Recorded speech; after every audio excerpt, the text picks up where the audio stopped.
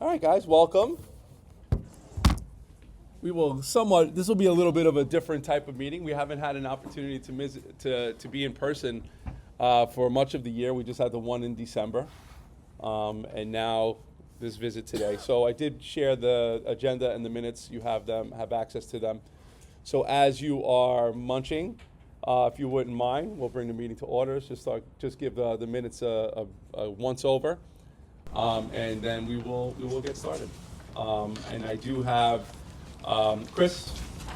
Correct. Chris from Parent Square is here, and grateful to Chris for being here and also sponsoring our breakfast this morning. So thank you to him, and we'll get started with him giving a little presentation or chat on Parent Square. So let's give it a couple minutes. Let's look through those minutes, and when everyone's ready, just give me kind of go ahead, and we'll move on from there. One change I see is that it has the Monday meeting as Oop. 2024. Monday meeting of That means the 2024? December meeting. Oh, yeah. In person. Oh, look at that. We went back a year. How in the world did that happen? Just seeing if you pay attention. That's all. That is really weird. I didn't even see that. Okay, we will fix that.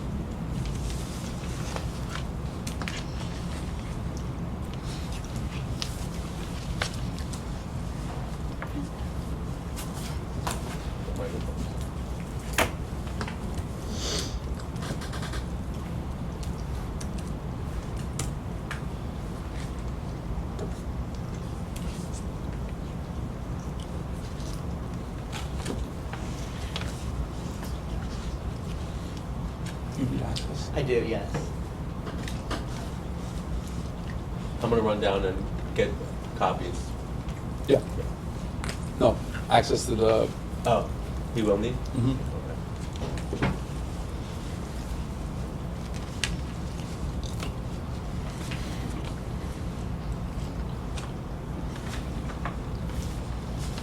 Is it something that you can send me?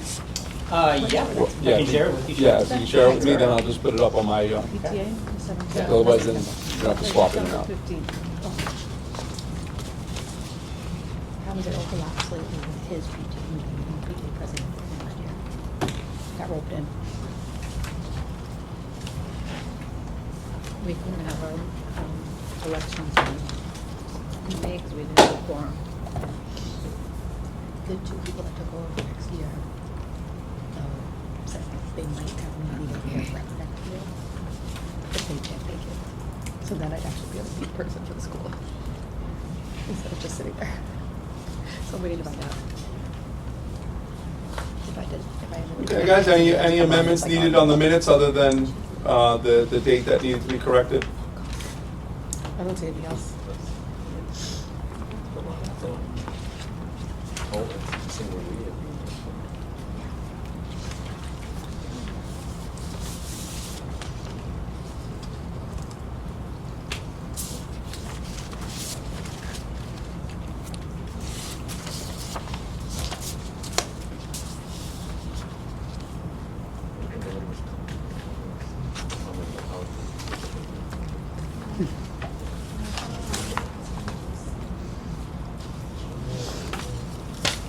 It's just that Christos's title is chairperson, not president.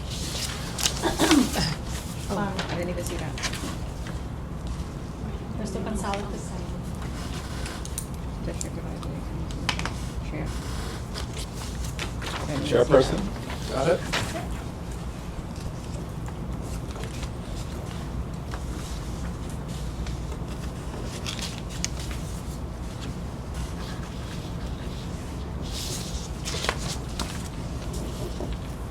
Anything else?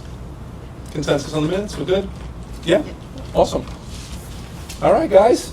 So today, we're gonna go through,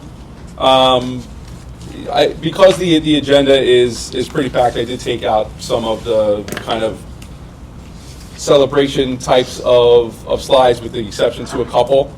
We're going to kind of dig right into the goals, otherwise we'll be here way beyond 11. So try to consolidate it just around the goals. We did talk about them already, but I want us to come to consensus on them, making sure that we are in agreement on them. And we also have a guest with us this morning who's going to share a little bit about Parent Square. I know some of our schools, many of our schools, I believe, have Parent Square already.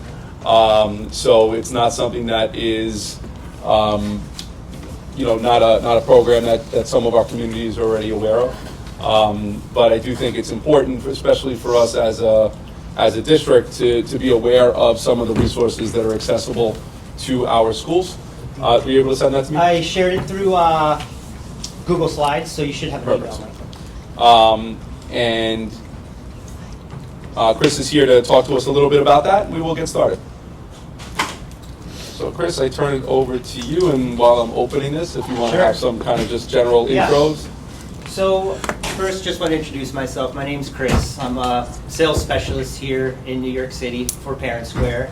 I've been working around New York City for about 10 years now. I started with a company called eChalk. You guys probably all heard of eChalk, right? So pretty prominent website provider that was ultimately acquired by Edleo. So through that acquisition, I did end up over at Edleo. Opportunity popped up and presented itself for me at Parent Square, and I've been eyeing these guys for a little bit. They're doing some really, I would say, profound things that other companies that I've worked for hadn't even really thought about yet. Really, those other companies are focused on the school and the direct individuals that are affiliated with that school, where Parent Square is more community-centric. We think of this as a bigger project than a school-by-school kind of implementation. And, okay, we've got a website, we've got communication tools, and we can communicate with the people within our building, but we're thinking bigger, we're thinking a little bit more large scale. So we want to just kind of jump to that next slide. So Parent Square is a company, we've been around since 2014. We're a founder-led company. We were actually founded by a woman named Anu. And Anu was at a back-to-school meeting. She had just had a child, and she was in the kindergarten classroom and was overwhelmed with all the different tools that she was being introduced to in order to kind of keep up with her kindergartner. So she saw this as an opportunity, and being a programmer, went back, and that's kind of where Parent Square came together. Since then, we've formed partnerships with over 42,000 schools, and we're helping those schools communicate with over 22 million students, families, and again, the community at large. So we see that there's some barriers to communicating with families, and we know that some of this stuff is magnified in New York City, right? First off, inaccurate contact information. I can't tell you how many schools I introduced our communication tools to, and they're like, that's not going to work for us because our parent phone numbers change so often that we're often sending text messages to the wrong phone number, or we're emailing and dad doesn't work at that company anymore, and that's the one that we have on file. So we're missing opportunities not only to engage families, but to help them, better help their child. And that's ultimately what we're trying to do, is engage families in such a way that it helps increase student achievement. But when we think about this from more of a district perspective, I don't want to kind of typecast us into a school solution, because I want to talk a little bit how this solution could actually be used as a district-wide implementation, which we do have with District 75. So a lot of inaccurate contact information. Now, I'm going to talk about integration with ATS in a little bit. So we are working on finalizing the connection so we can pull information directly out of ATS. So no manual data loads, no fumbling around with Clever. It's going to be a direct API into ATS to pull out students, staff, and contact information. Now, inaccurate contact information is still going to be a challenge until we start to clean up this contact information. We actually have, and we'll see it on the next slide, what we call contactability. We'll go there in one moment. Thank you so much. We have something called contactability that analyzes the content that we're getting out of the student information system. So it'll show you where maybe we're text messaging a landline.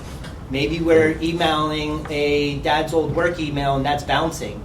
But this will show you on what modalities parents are receiving communications and what modalities maybe we have inaccurate contact information. And when I talk about modalities, when we send out a post, for example, we send that out via our app, but there's no need for parents to have the app. We know that sometimes families don't have a lot of space on their phone, or maybe dad just doesn't care to download the app. So even when we're sending out these posts, not only are we sending them out through the app, but they're also receiving an email, a text message, and a voice call. They can respond back in any of those modalities. So if you send a direct message to your families that their child was marked absent, or that we have this situation coming up, the parents can reply back via text. They can reply back via email, or they can reply back via the app. So we make it easy for them to stay engaged and informed. We also see that language is a challenge, right? We have well over 100 spoken languages in some of the buildings that I've been into. And that poses a problem because we probably don't have 100 certified translators on staff, but within the system, we have the ability to translate content into 190 different languages. The cool thing about this is that if we send a direct message, the parent can reply back in their native language and automatically gets translated in transit on the way back to the teacher. So bi-directional messaging that's translated in transit, and then information overload, right? We have a lot of different tools that we're using to communicate, and it becomes overwhelming, and parents don't know where to look. Was that posted on Facebook? Was that sent via email, or did I see that on the website? And we consolidate all of these disparate communication sources and bring them all into one platform for you.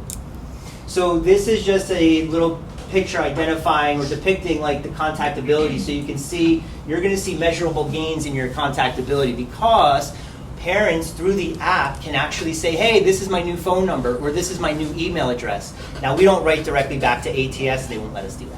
But what we can do is notify somebody at your building or at your location that, hey, this person has recommended additional or updated contact information.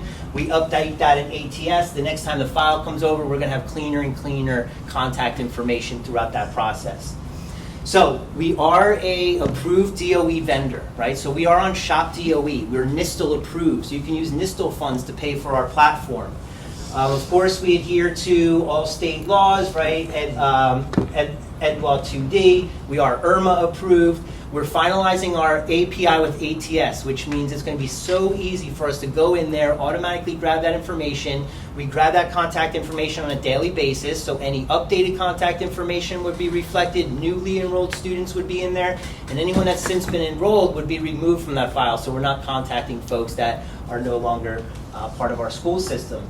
We are available on Shop DOE. We are NISTL approved, so you can use those New York State textbook and library funds to pay for our solution. We're ADA compliant. I know that's a big thing, right? If you guys were at any of those dig-in camps, you might remember my face. I attended more of those than I could care to name prior to the pandemic. We're going to be in Teach Hub soon, so you'll be able to use single sign-on to log into our system. And we already have a district-wide implementation with District 75. We've got a lot of users already, but we have a district-wide implementation. And what that means is that at the district level, they can message all their principals, or they can message all of their families, or all their parent coordinators, or all their family leadership coordinators. So when we think about this, you know, obviously any of you are at a school and would like to bring this to your school, we're more than happy to do that. But we can also think about, maybe have conversation about doing something at a district level. You guys have this great meeting. You could create a group with the members that are in here and have open dialogue and share information, create posts that have RSVPs and calendar events and sign-up sheets and wish lists, and we even accept payments through the solution. So it's a very comprehensive solution, and it can be used in many, many different ways. We do have, like I said, we have the API with ATS. We're moving into Teach Hub now, so not much I wanted to mention on that slide. Again, we're going to jump across this slide real quick, but these are just depicting like a variety of different systems that a lot of schools are using to kind of communicate with families, and we can replace a lot of these. We have the newsletters, we have posts, we have direct messaging, we have emergency alerts, we have community groups. Community groups are not necessarily tied to your building. So if you want to create a community group for your PTA or your SLT, or if there's some sort of a district-wide bond referendum coming up and you want to create a group to share information about why is this important, what are we trying to get for our community and our students, and again, we could do all of that through our community groups. We could jump over this one, just showing that. So just to touch on the products, and you can hit, so notifications, we offer urgent and smart alerts. These are going to be like the delayed openings, or maybe there's a shelter in place in the building. We have urgent alerts, which actually bypass all opt-outs. So if a parent's opted out because they don't want to hear about the chess club anymore, if we send an urgent alert, it bypasses all opt-outs. Those are used in critical and true emergency situations. So if there is an active shooter, or there is a shelter in place, or a fire in the building, we would send an urgent alert because it ignores all opt-outs. We want to make sure parents are informed about those things, but if they don't want to hear about the chess club, that's okay. We are working towards this for New York City. We need to get those data elements pulled from ATS, but we are working on automated attendance notifications, where as soon as a student's marked absent, We'll pull a file over every day, and we can make automated email, phone calls, and text messages to families letting them know that their child has been marked absent. We need to get a couple additional data elements from ATS. The other thing we have is more of a holistic approach to attendance, where we can look at, we can establish tiers, and students will automatically progress into certain tiers based on number of absences. And then there'll be certain things that have to happen based on each tier, whether it's a phone call home or a letter or a meeting with the parents or some other type of an intervention. Classroom communications, these again, we can use these district level, but just speaking here, classroom communication is going to be more direct messaging between teachers and parents. When we send a direct message as a teacher, it comes through with a 10-digit phone number. The parent can actually save that, and they can actually write that number back, and that would go back to the teacher, again, through the actual application. So we're not exposing that teacher's phone number, but it does open up those lines of communication between the teacher and the parent. The ability for parents to sign up for parent-teacher conferences. I know how big of a problem this is. My wife's a third-grade teacher, and juggling that schedule becomes a bit of a headache for her. So the teacher establishes their time slots, parent picks one, and it automatically gets removed so the next parent can't pick that time slot. School services are more like where we unpack the backpack, right? So if we create a post as a teacher, I have field day coming up. The post might include a photo, just to give parents an idea of what last year's field day looked like. We can include a calendar event, so we can have a reminder in there that field day is next Friday. We can have an RSVP, so they actually have to RSVP that they're going to be coming. Teachers can add wish lists, right? So maybe I need somebody to bring a pop-up tent because it's going to be hot out. We need bottles of water, and we need hula hoops for the games that we're playing. We can ask for volunteers. We need somebody to help set up. We need somebody to help break down. We can ask for payments. We can post it out socially. So when we're creating a post, we're creating an experience for the parent. We're not sending the post and then sending a document home and then sending a sign-up sheet via email. It's all coming together, and the parents can sign up to volunteer. They can sign up to bring items. They can make the payment all right through the app. So they don't even need to be in front of their desktop or their laptop. The situation that we ran into quite often in my child's high school career was we'd go to away events for sports. And they would be like, oh, we're leaving. No, you can't take him home. He's got to come home on the bus. You guys didn't sign the form. Well, they can just hit my name, send me that form right there, and I can complete it right then and there. So it just makes things a lot easier for parents. Parents are busy. Some parents are working 2-3 jobs. They want to be involved, but it's very difficult for them to be involved. We simplify it all for them, make it easy for them to be part of their child's education, and in turn, we see measurable improvements in student outcomes. I know I'm probably almost at my time here, if not at my time, so let's just jump to that last slide. One more, if you don't mind. So these are community groups. I think this is just something that I want to touch on before I stop here. Community groups can involve the direct school, or it can involve the greater community, right? You guys might offer a couch to 5K, right? And we got all these people that have been sitting around all winter. We're going to start walking, and then we're going to run a 5K. Well, that can include folks within your building, but that might include the community at large. So community groups allow anybody to sign up and become a member of that group. Now, if the Couch to 5K is canceled today because there's rain outside, or there's something happening at the field that we normally use, within that group, you can just send a message to that group of individuals, right? So again, I can just notify that group whether or not they are part of my school.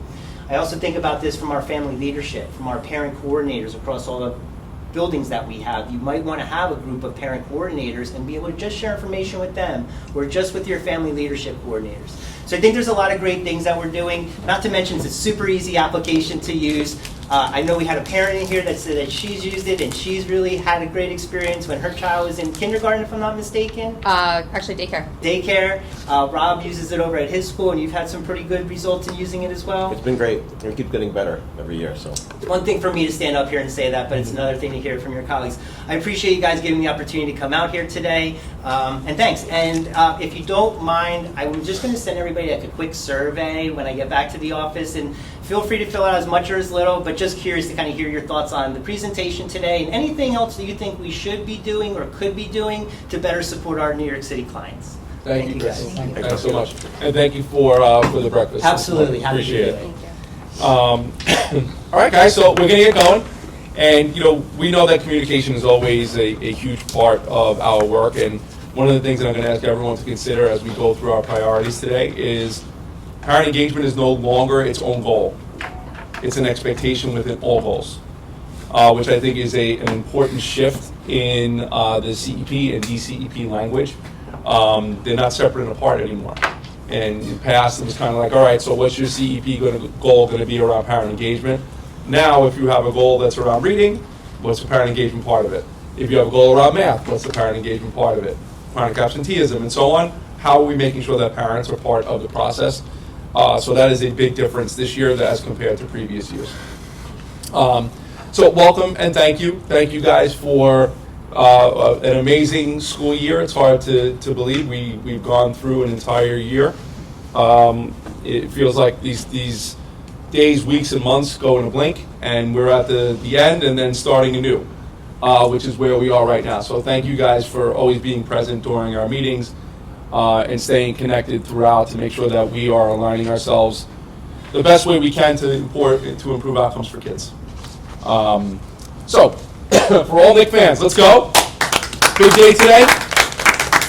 So our very brief connection before content, and I mentioned this to our entire staff. I met with them last week, an entire staff meeting, all of our folks across the district. This is especially a meaningful space for me because when I was growing up, it was me and Dad.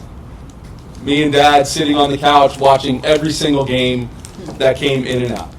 And what's special for me is now, and I'm so thrilled because my son is a lot like I was when I was a kid, and we have to watch every game together. So friends call, like, no, I got to watch it with Matthew. So we're watching each of the playoff games together, sitting right on the couch with me, high fives, craziness, fun.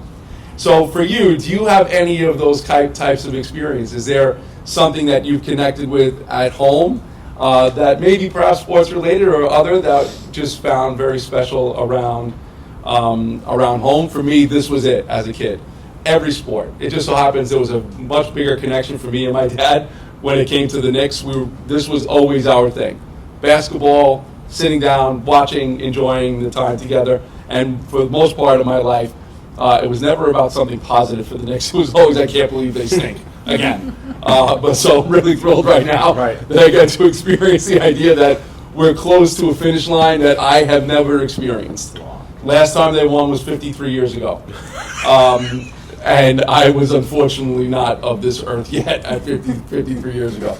So if you wouldn't mind, just take a moment. Is there anything that you can relate to in terms of what I just shared? And if so, feel free, share it out.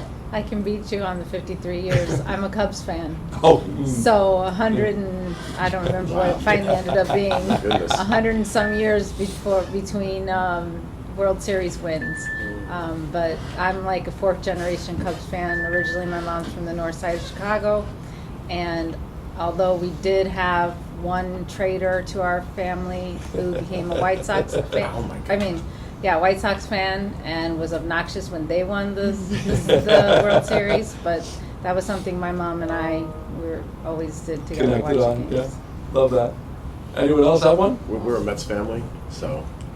But I've taken the girls. I have 3 kids, and the girls are older now. But when they were young, I took them all over the country to see the Mets, from California to Philadelphia to Washington, all over the place.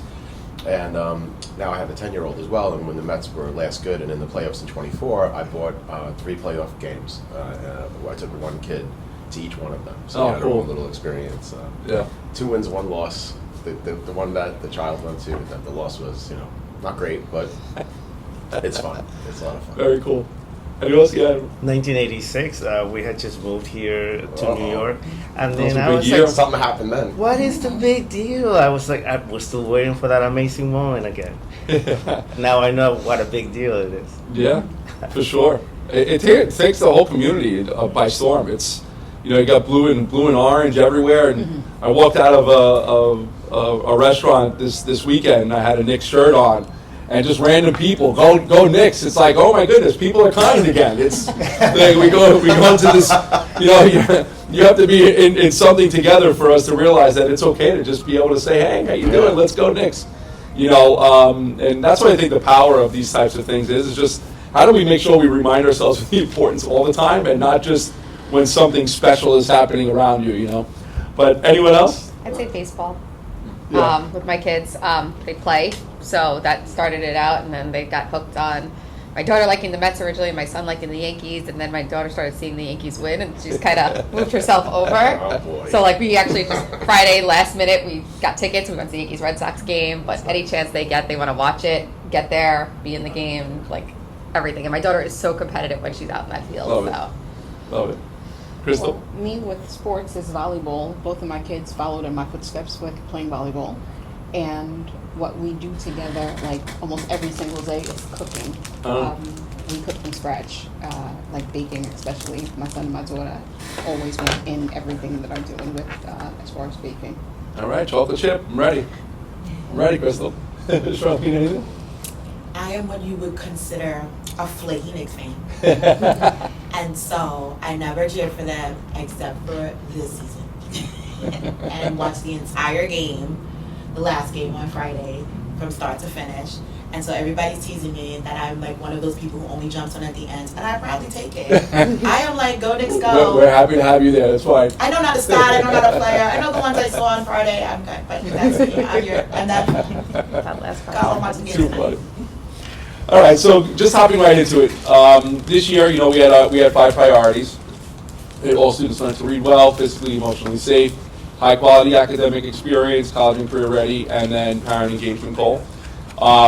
These are shifting, as you guys know. Priority 2 is no longer around physically, emotionally safe. It is now the mathematics goal. Priority 2 now shifted to priority 3, and it's taking over the high quality academic experience. College and career ready is still remaining as priority 4. And the last one, as you'll see in a few moments, is now is no longer the family engagement goal. It's directly tied to chronic absenteeism. On the right-hand side are the things that we've done associated with our priorities, which is strengthening explicit instruction, standalone multilingual learner work, our mind-up opportunities, our connection before content, the work that we've started in mathematics around sense-making, Project Soapbox and the work of Civics for All, Safe for College, and then lastly, a lot of the work that I'm hoping that you guys were able to see this year, we've done a ton of parent engagement activities as a district, a ton. You know, and the goal is that we continue to build on that, not only from the district level, but also across our schools have been doing a fantastic job with this as well, to make sure that our parents are connected as possible. But that's kind of where we were, and where we want to go is going to be across the next several slides. So the focus this year, particularly in reading, was around this idea of knowledge of standards, knowledge of students, knowledge of resources, with this notion of building effective practice and belonging across our classrooms. The same type of approach is going to be present inside of our district next year, where we want to continue to dig into our resources that we have so we make really smart decisions inside of our classrooms. Now, in order to get there, we have to really think about where are we coming from? So I have an updated version of our data from the winter to where we are now in the spring. We still have, I want to say, about 2,000 kids across grades, 2,500 across grades that still haven't tested. They'll be tested this week. So it's a roundabout. It shouldn't change drastically. It might change a little bit, but when you have about 13,000 kids tested across grades 3 through 8, it shouldn't shift too much. But what we do believe is that in order to understand where we need to go, we must first ground ourselves in the current reality. Here's what it says right now. So this I just kind of mentioned, the areas that we were focused on. This is just a slide kind of detailing what we just talked about, particularly around a couple of tools that we use this year. One called the Know It, Show It tool, where it allows us to really dig into the curriculum that we're using. PDSA, that should sound familiar to all of you. If it doesn't, it should. And PDSA stands for Plan, Do, Study, Act. All of our schools across the district are expected to engage in these cycles of improvement. We see the data, we recognize there's a problem, and we work towards a solution. That's ultimately what PDSA is. And then Tier 2 and Tier 3 supports, which you guys all know is a part of our MTSS process, where we're supporting kids that need additional intervention. So just a couple of quick shout outs. These schools across grade levels had the highest median growth for this year across these grades. Now, typical year's worth of growth for iReady is 100%. That means kids grew average of 1 year. That's 100% is making typical growth. All of these schools went well beyond 100% typical growth for the middle child in the school, meaning the middle student grew well beyond 100%. In general, vast majority of our kids are making at least 1 year's worth of growth, vast majority. But these schools in particular had the highest median of schools. So PS 107 for grade 3, PSMS 199 grade 4, 193 grade 5, 194 for grade 6 and 7, and grade 7, grade 6 and 8, excuse me, and grade 7, 189, excuse me, and 164 were both those schools with the highest Mike. median. Dr. Mike, just yeah. to point something out with Yeah. 183 grade 5, it's other than 2 teachers out of like 5 teachers right now, they're all new in that grade. Yeah, fantastic, fantastic. And that often comes sometimes with a little bit of, oh my God, when you have a new teacher that comes in, what's going to happen for my students as a brand new person? But it does show that what can happen when supports are put in place. So, you all have the slides in front of you. I'm going to ask you to take just the next 5 minutes just to give it a once-over, particularly slides 11 through 15. And then I want us to come back together just to make sure that we're all still seeing the same things that we saw a couple of months ago when we reviewed the MOI that brought us into what we're prioritizing going into next school year. So again, we don't even need 5. I'm going to put 4 minutes on the clock just for a quick review to make sure that we're all still seeing the same entry point for our work.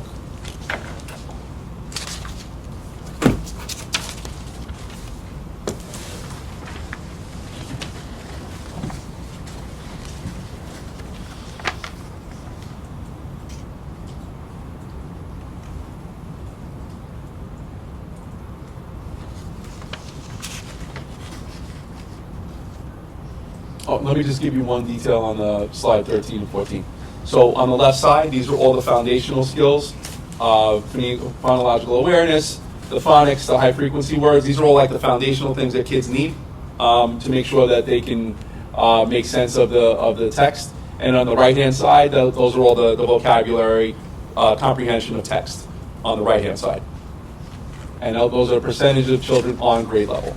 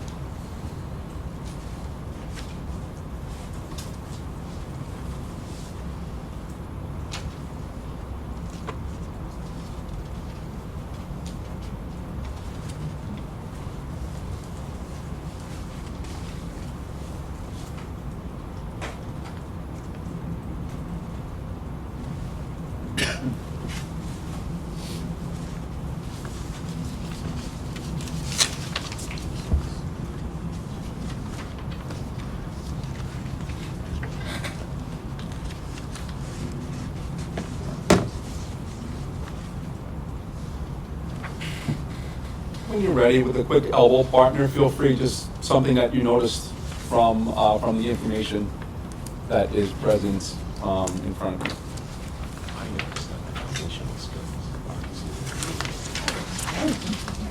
You should probably focus on reading this in the district. That's what I've noticed. Right here. Right on point. Right here.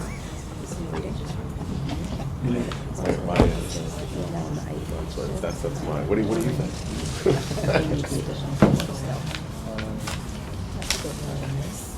I agree. Of course. Yeah.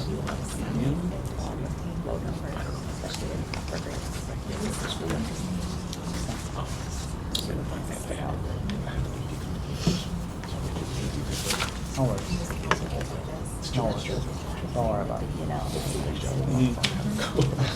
Somebody else. I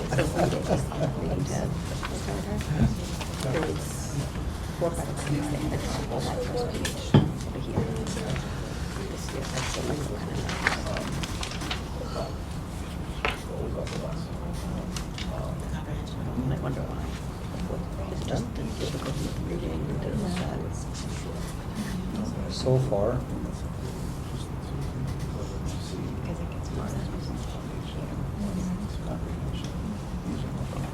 Oh, you got my dad. Get out of here with that. looking at which schools does she sounds are like going crazy. I haven't had didn't about I've only had a few kids when I did the math first. Yeah, I'm looking at the math. You're 9.6% progress. Yeah.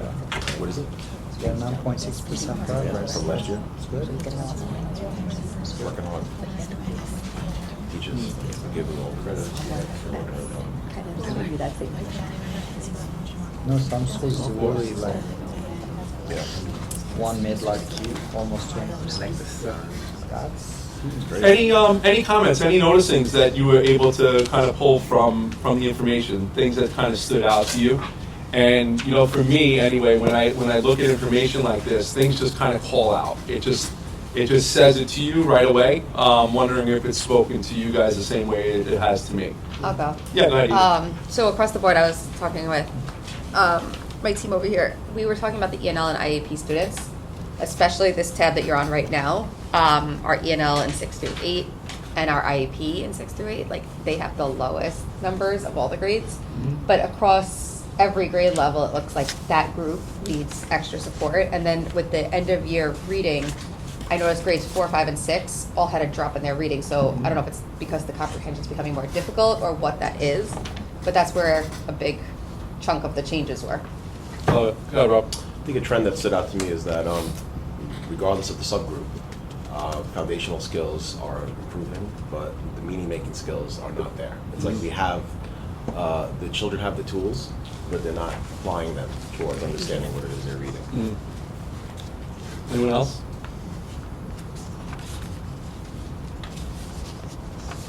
Yeah, when you see, and this across grade levels, so in K to 2, you know, all students, you can see that the phonics skills have way surpassed what's happening on the other side in each group. Now, K to 2, obviously, they're still in the earlier stages of learning how to read, right? And the difference here is not as significant, right? When you look at compared to what the other grades are in terms of the disparity between one and the other. When you get to grades 3, excuse me, the grade band 3 to 5, you see that this has continued to grow a little bit, comparatively speaking, those foundational skills, compared to now on the other side of that, the gap, while we're building those foundations, they're able to decode, our children are able to decode, but they're not holding on to what they've just been able to decode to make sense out of it. So that was pretty clear. And if you look at the bottom layer, these are children that are not Ls or not students with IEPs, right? And you see the difference in overall performance for the group. So you can really start teasing apart that in general, our general population of learners is doing pretty well, getting to the point of making meaning, comparatively speaking to our other subgroups. You know, it's 19% of our kids are still struggling from our general population, comparatively speaking, to almost 80% of our students with IEPs and our multilingual learners. Now, multilingual learners does make some sense because they're brand new to the language, right? But we have to continue to accelerate as much as we possibly can to start evening that out for our kids. Which brings us to what we've kind of landed on, which we talked about during our previous sessions. Now it's just for us to come to consensus. Does this make sense? What we're seeing, does it make sense to say that as a district, here is where we pay attention to, and not at the expense of the other? So meaning, we're not going to stop ourselves from building foundational skills. We just have to make sure that we're balancing it out with, now that we built the foundation, are we making sure that our kids understand what we've just read as part of the process? So does this make sense that these are the gaps that likely exist, that while it reflects that our kids are growing with decoding, that alone is not helping our kids make meaning of it? Definitely. All right, anyone else have a different thought on that? So our importance of building some background knowledge, that vocabulary development, again, that's part of language development as well, ability to review and analyze the text, and then to write about them. Those are key elements of our work that we feel like needs to be elevated for our kids to comprehend at higher levels than what they currently are.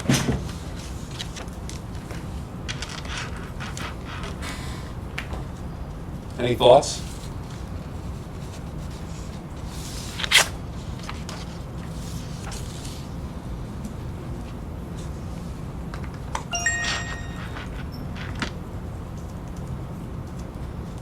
And similarly for 6 through 8, similar type of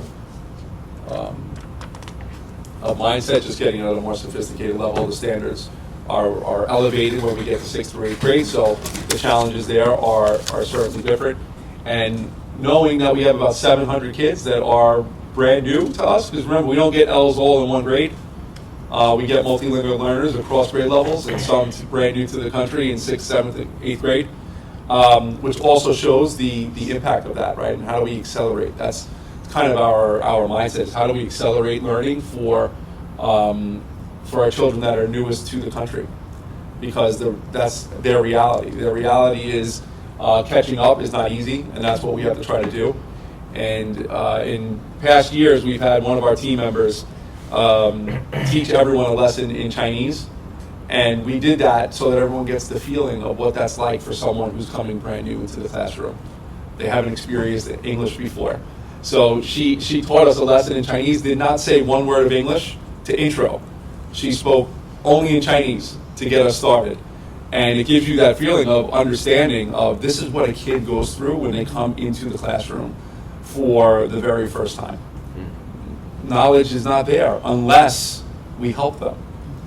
So to today, I remember what that lesson was about. It was about overfishing and how it was decimating the turtle population in a specific area. I didn't know a stitch of Chinese. But because of the supports that were put into the lesson, I was able to understand that, where she was going. And the same thing needs to be true for our children that are struggling readers and those that are new to the English language. Okay. From the city's perspective, these are 3 areas that have been identified for us to work on and through, which aligns with where we're going. But just take one moment and give that a read.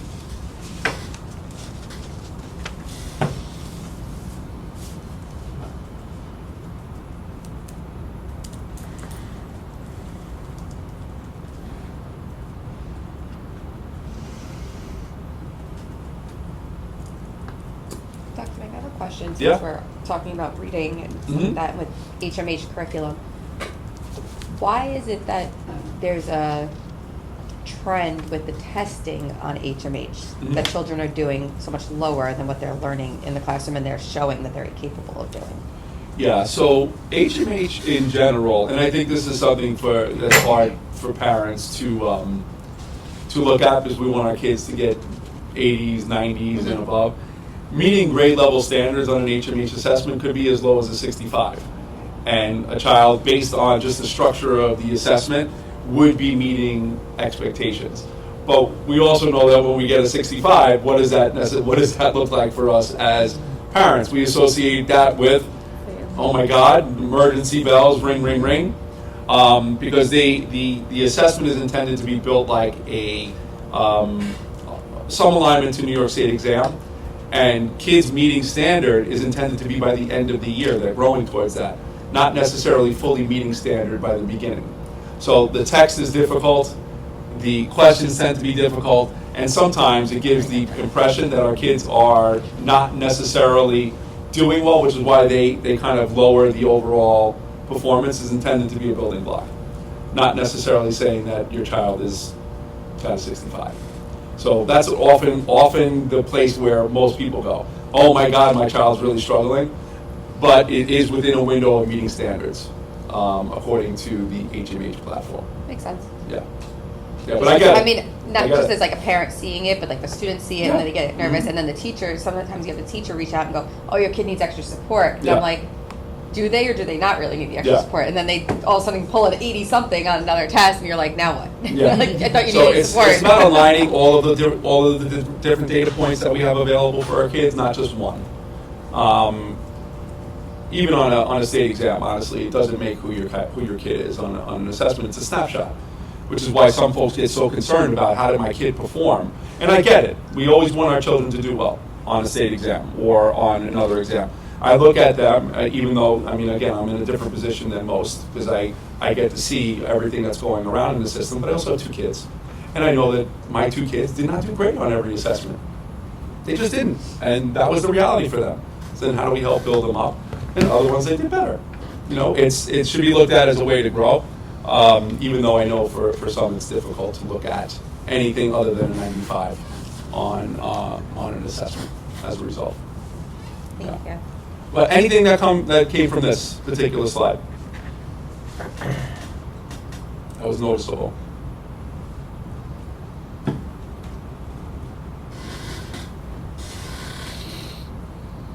I think it just kind of aligns with everything very well. Yeah, we see the alignment, guys, from the city perspective to where we are. Yeah. And for us, it's around this idea of critical content. And all part of this work is aligned with Anita Archer and explicit instruction.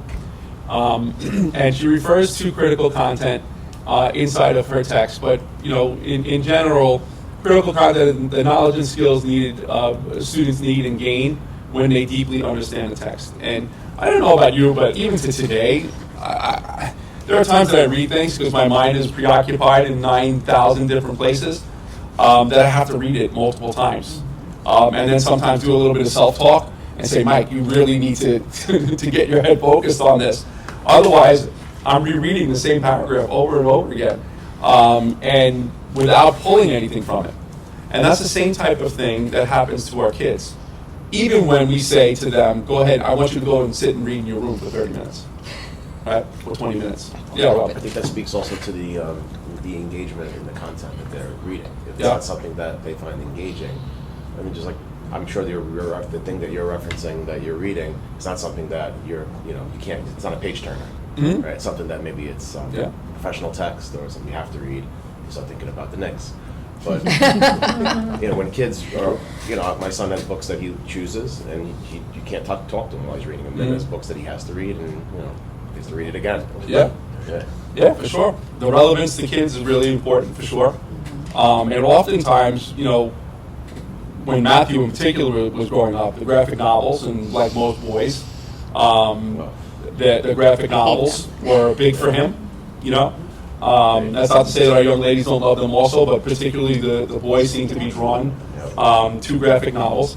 And, what were the responses, even from Dad? Like, dude, can you find maybe something else that you want to pick up? But there's nothing wrong with those graphic novels.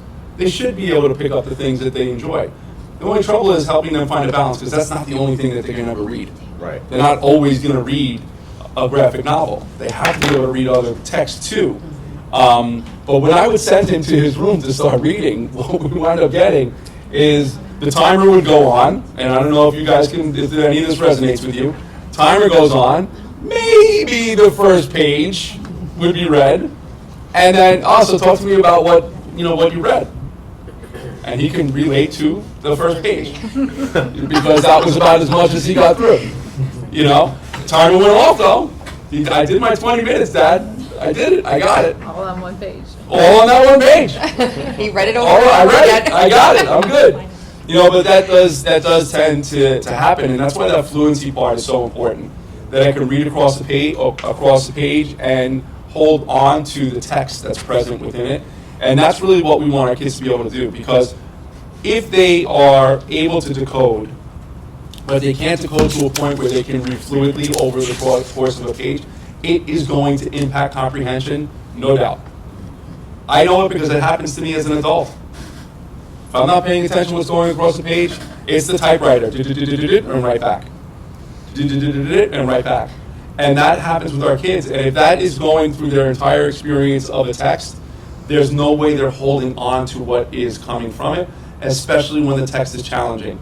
So for us going into next year, a lot of our conversation in alignment with the city is to build some of that meaning-making work with our kids side by side, the foundational. And this is something we always have a hard time with in a system, finding balance. And that's what I really want us to be able to do as a district going into next year, finding balance between these things. Okay, and that leads us into our goal. Just give this another once over, and let's come to consensus on this goal so that we can solidify it and stamp it and say this is what we're going to be paying attention to next year, or any modifications you think should be present. So give that one a once over individually, and then quick little shout to your neighbors around anything that makes sense, doesn't make sense, or should be adjusted.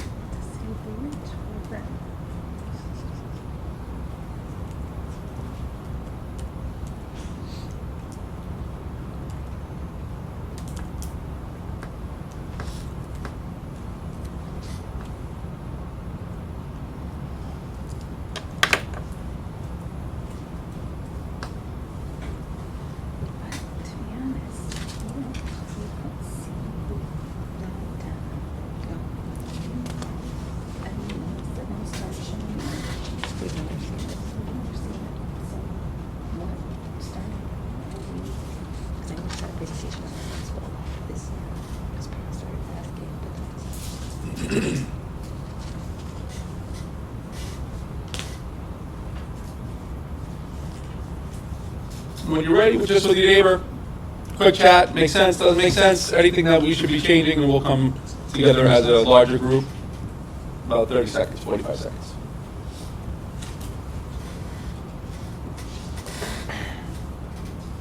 I think this. I like the way you combine the subgroups on the goal, the first goal. A lot of districts don't know how to do that.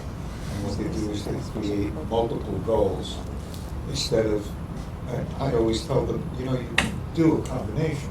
So that's a good, a well-written goal. The second one could, I think, maybe, it's more like an action at the beginning. Is strategically programming ENL. So that's an action. And that action will result in the 10% increase for health. So I don't know whether you want to phrase it a little differently or tweak it a little bit, but I understand that you've broken out the L's because of the large population and the need that you just outlined in terms of the data that you shared. Any comments, guys? Can you explain the REACH program a little bit more? Yeah, so that's a great question. So this year, as you guys know, we did the English 3D program. It was a HMH Align program for multilingual learners, particularly for children that were entering and emerging across grade levels. What we found was it was intended to be as part of a pilot, just to find programs that would support our newest learners to the English language in a deeper way. What we found was the program was not sufficient enough to support our multilingual learners. So the REACH program is a program also designed for entering and emerging children. It is in alignment with National Geographic. So the texts are nonfiction oriented.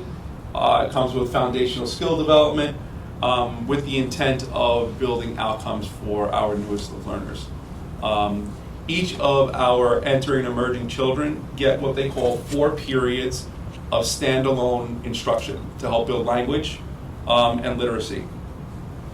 unfortunately, at times, this programming time, these 4 periods, would become what they call integrated. But the intent is that they're standalone. There should be just kids learning language and literacy separate and apart from, and that's what this program will allow us to do. So we have 18 schools that will be working through the REACH program this school year. Primarily the schools with our largest multilingual learner populations will be doing this program. And its counterpart to elementary is the LIFT program for grades 6 through 8. So we put in there high quality instructional materials. So if it's not the REACH program, we have a 4-day kind of plan to help schools get through that otherwise. But that's a really great question. But it's intended for entering and emerging children.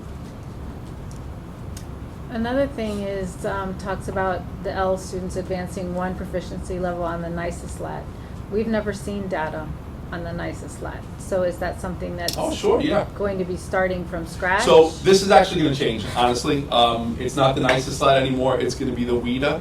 WIDA is the new assessment that will be administered. I'm sorry, did I say out loud? No, that was Louis I was looking at. I perked up. So New York State, I was like, what kind of dumb names are these? New York State has adopted a new assessment for multilingual learners. This coming year will be the first year that it is used. So this goal will have to change so that it's aligned with that. And if the designations will remain the same, I have to double check. Right now, it's entering, emerging, transitioning, expanding. I don't know if that designation changes within the context of the WIDA. As a district, we test out about 20% of our multilingual learners every year. And then within grade levels, so the vast majority of our kids tend to test out by grade 3. But we still have kids because they come in at K, 1, 2, 3, 4, 5, all the way through. It's a revolving door of children that we have to continue to support. That's a great question. We'll make sure that we're sharing more widely the NICESLAT data. So based on that, one of the things that we were talking about is that 10% increase possibly too drastic Maybe. of a reach? Maybe. And I know you'd like to go that If I way. had my brothers, I want to put 100%. And I know you'd like to everyone. pick higher, but I feel like Because 5% is possibly more realistic. Yes. So I always like to stretch what's realistic, because what I do feel is the more we aspire towards something, the closer we're going to get to achieving it. Last year we didn't get to 10%, but we got to 9 for our targeted subgroups. So the goal is that we reach as high as we can, because with high expectations come better outcomes. And while it does say 10%, it might be lofty. The goal is that we keep pushing ourselves towards that end. And if we meet it, that means that we can do it again. And then we can do it again. With the goal of eventually advancing all of our kids to grade level proficiency, which is very lofty. It certainly is, but we want to try to aspire towards it. With that in mind, is 5% increase in all subgroups, in all student subgroups, not lofty enough? So, so 5%, our typical growth has not been 5%. Okay. It's been unfortunately lower. Okay. And because there are fewer children in the other subgroups, when we start breaking out the subgroups from the all, it's more realistic to strive for a targeted group. Our black learners make up 3% of our district. So the number of children that it will take for us to actually achieve that benchmark is not the same as when we stretch that out across all students across all District 25. So the realistic space of that changes just based on numbers, the overarching numbers of moving particular groups. And paying attention to students with IEPs makes up 17% of our district versus 100% of all students. So, but I'm always game for advancing the bar. We can always revisit the percentages on that, for sure. I'm always for stretching, Hey, I'm in no a doubt. meeting. Okay, bye. And we can just make a note on that, especially as we get results this year, if we want to stretch that a little bit. But I love that. Anything else inside of the goal other than the percentages that you think are important and readjusting with WIDA? The language to all students subgroup is kind of misleading because it's not really a subgroup, it's the group. So the state classifies it as a subgroup. Okay. Yeah, it classifies all students as a subgroup. That's why it's written like that, to kind of align with New York State. So each one of these is a specific group inside of from the state. So all students, our Hispanic subgroup, our Black subgroup, students with IEPs, multilingual learners. You'll have another subgroup that is around economically disadvantaged is another group, and kids will fit into upwards of 6 or 7 different subgroups. You can have one student that fits in 6 or 7 subgroups, or just fits into one, which is a crazy part of this, but that's how it's broken down by the state. Okay? Are we good with this goal, guys, in general? Yeah? Consensus? Yes? Yes? Yes? Yes? Rob? Pausing? The only thing that comes up for me is Yeah. when we do when we take the diagnostic exams and when we do the state test, right? We want to prepare students to be as ready as possible, and we put all the stops to make sure that they are ready on that day, and they'll do the best they can, right? We'll see their fullest potential if we prepare them for it, and if there's a summer slide, then we'll just make sure that we pick them up and go. When we do the same thing, apply the same work towards the NYSA slide. We get them ready, we pull out all the stops so they can take that test, and they do the very best.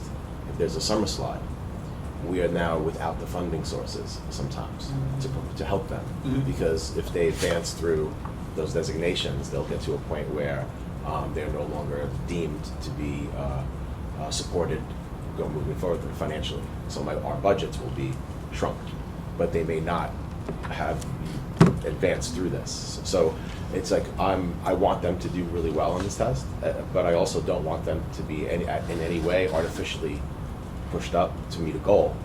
Oh yeah, no. I don't know if I read it that way. That there's this. Well, when I see 10%, I wanna immediately I kick into let's go, man, 10%, right? And then, but I don't want to in September now.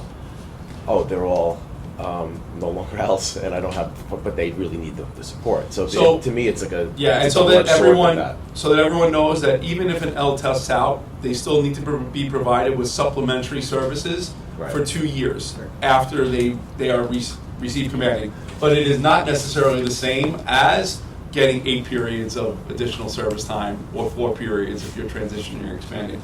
It is different. There's no doubt. They still get like this transition space of support from an L teacher, but it is different. There's no doubt. Right.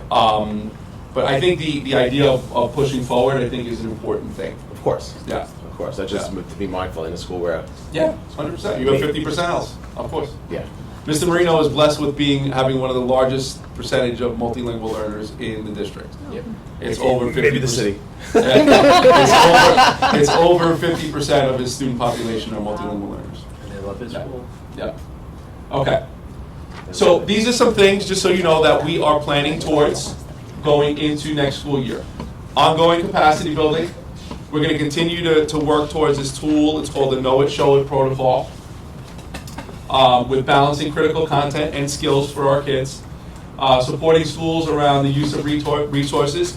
The curriculum comes with something called the Teaching Pal, and the Teaching Pal comes with a series of questions and entry points for teachers to think about to help elevate comprehension inside of our work. We have learning maps that we provide our schools just to help them with planning. We're going to continue to revise those as a district. Once we revise the walkthrough tool, we will share that with all of you guys here so that you can see what that looks like. So you get an idea of what that program looks like inside of our buildings. REACH program, as I mentioned.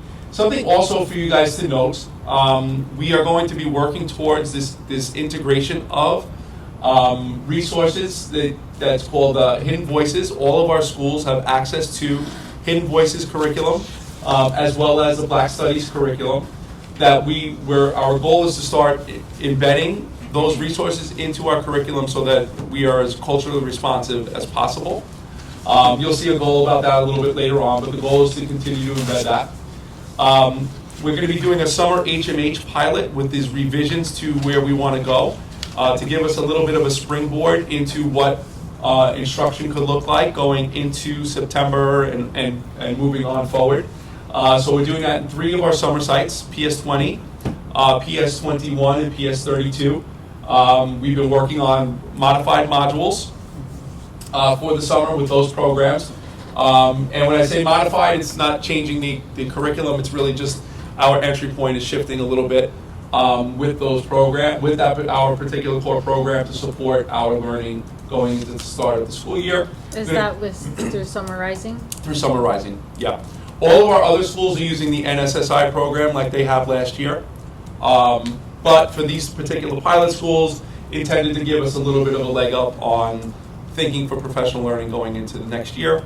But at the same time, using some of the inquiry-based projects that the HMH program has embedded in it to get us a little bit more learning for going into 26, 27. And then gathering feedback from the community. We shared this similar process with our teaching staff. We got a lot of feedback. About 300 people responded. We're going to be going through that feedback. We're going to send them a summary of the feedback. We'll share the summary of feedback with you guys in July. So that we can get a clearer idea as to what we need to do going into September. Okay? Mike? Yeah. So these are actions, correct? These are the things that we're expecting to move forward. To move forward with. Given the new structure of the DCP, I just want to mention you have to break them up according to these 3 different categories that they have now. So they're all great. But you have to think about which category each one of those fits into. And you might have to tweak them a little bit to fit those different... Yeah, the rubrics. DCEP language is not necessarily what this is. This is just to give everyone a viewpoint of where we're going next. Okay. Priority 2 is around math. I'm sorry. I organized this differently. This is around our social emotional learning goal. I just want everyone to take a look at slides 25 and 26 around student SEL responses. We talked about this briefly during our last meeting, but I want eyes on it again.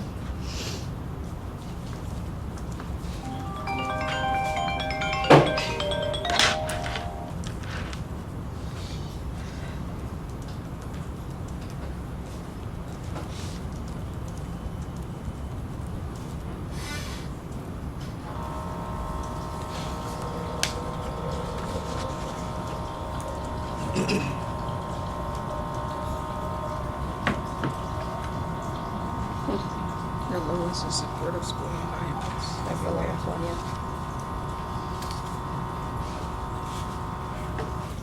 School Dr. Mike has not proved that.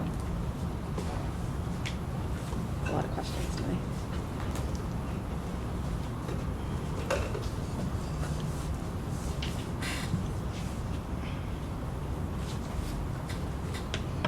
So we will be doing another end year SEL survey with kids, but this is the mid-year.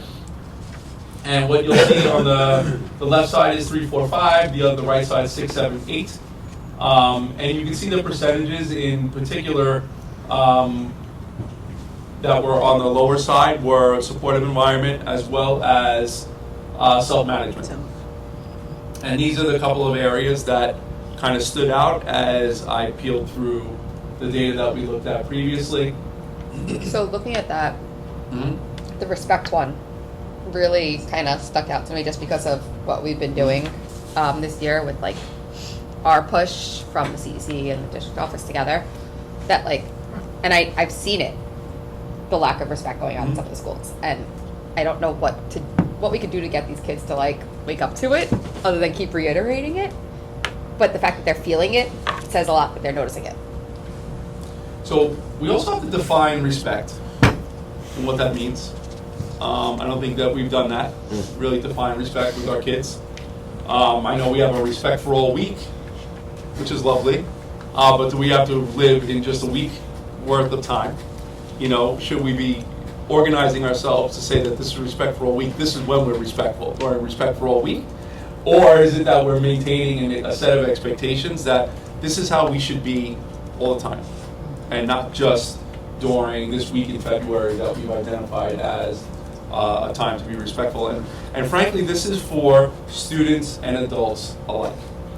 This is not just students. This is a student survey, but I think that all of us have to live in a space of how do we model this type of expectation on a daily basis for our kids. And for me, and don't get me wrong, I do have my moments of failing at pretty much everything that I do. But I am constantly reminding myself of how I have to carry myself. Constantly. Why? Because others are paying attention. Others are watching all the time, whether I think people are watching or not. And the manner in which I carry myself is what I need everyone to see. And if I'm acting like a jerk, excuse the language, if I'm acting like a jerk, it gives others permission to act like a jerk. So how we model those types of behaviors is really important. And I think we have to be able to have a clearer definition for what that being should be across our schools and for our kids. And when I think about this, the place that we kind of landed, and I met with a couple of principals that wanted to just be part of a team organizing what this goal should be. And this is what we kind of landed on. So just give that a quick read.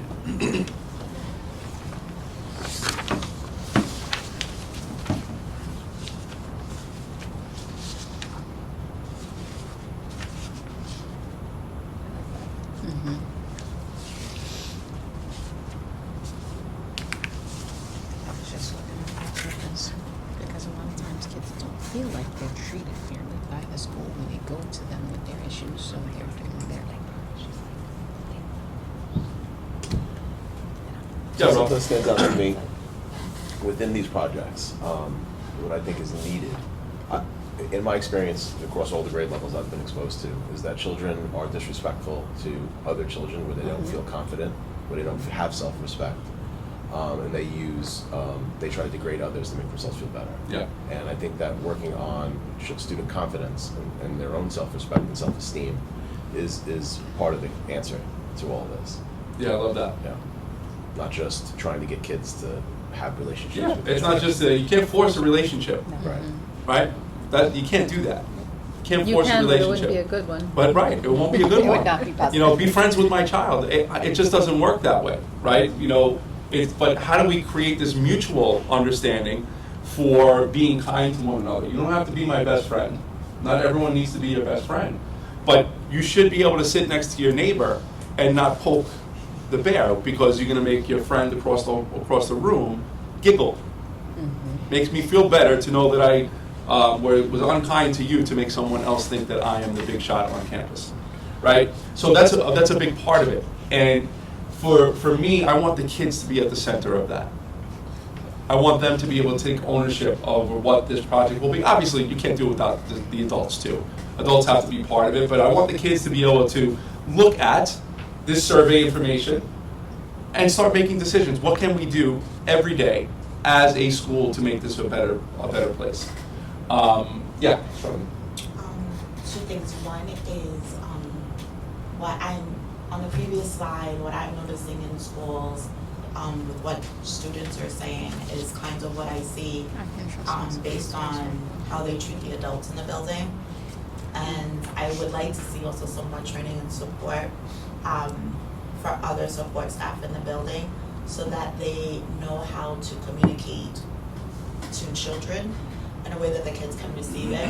A lot of times I'm hearing miscommunication where an adult would want a child to do one thing and the child literally just took it the wrong way.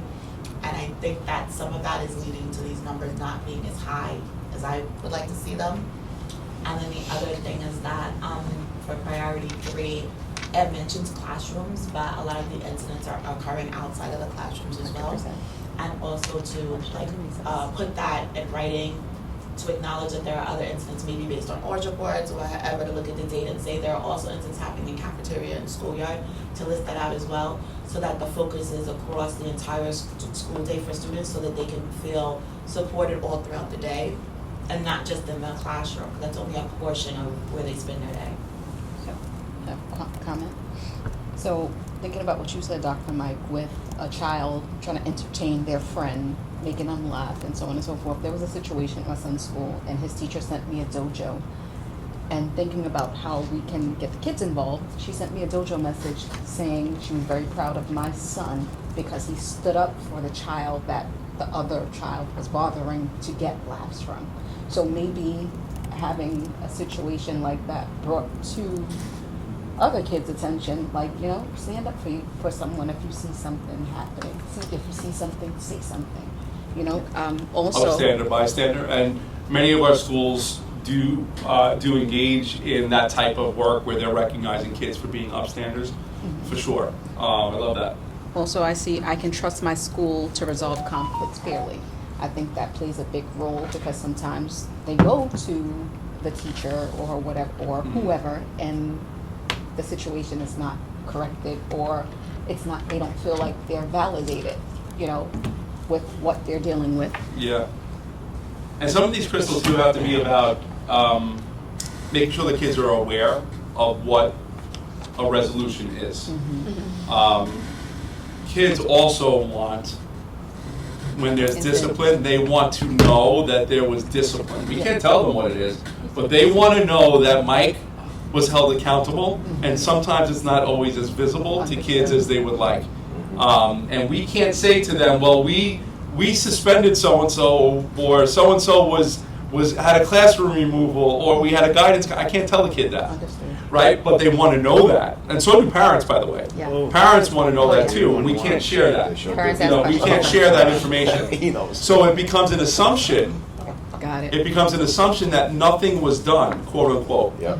And we have to make sure that that's clear to kids and to families as well as part of this, that we abide by the discipline code. One of the things that I am my expectations couldn't be clearer, that everything gets reported here in District 25. There's not, and Rob will tell you, everything gets reported because it's what I expect.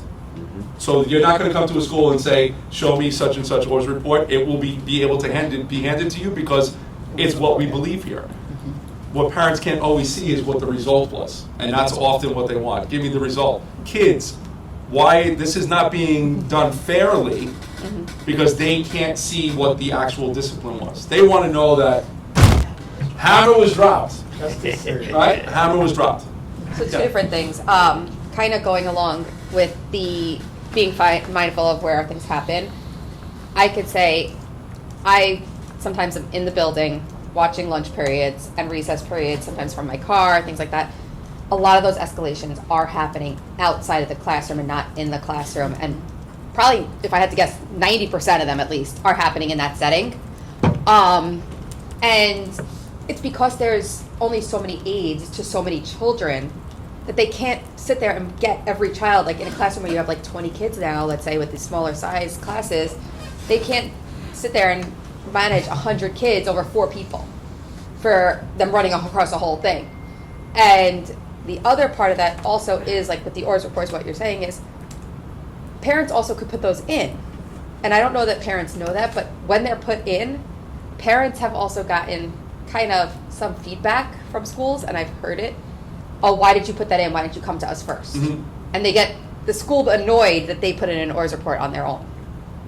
But it's the parents trying to say, hey, something happened, and they didn't see anything happen. I mean, the only thing I would say, though, is that those types of scenarios, it's always better served if we keep the school informed in terms of just relationship building with the school. And if there is an incident, schools always like to be in the know. They don't. If there's something that's happened and they didn't hear about it, and there are times that something can happen in a school and the kid just goes home and says, "You're not going to believe what happened today," and no one knew that happened because the child didn't say something, and then it kind of gets the school in a space of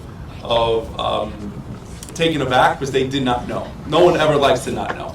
The last part of that is also like this action project. I would say if we do something like that, I feel like it definitely needs to go across all students, because I know a lot of schools will say, okay, our student council is going to take care of that.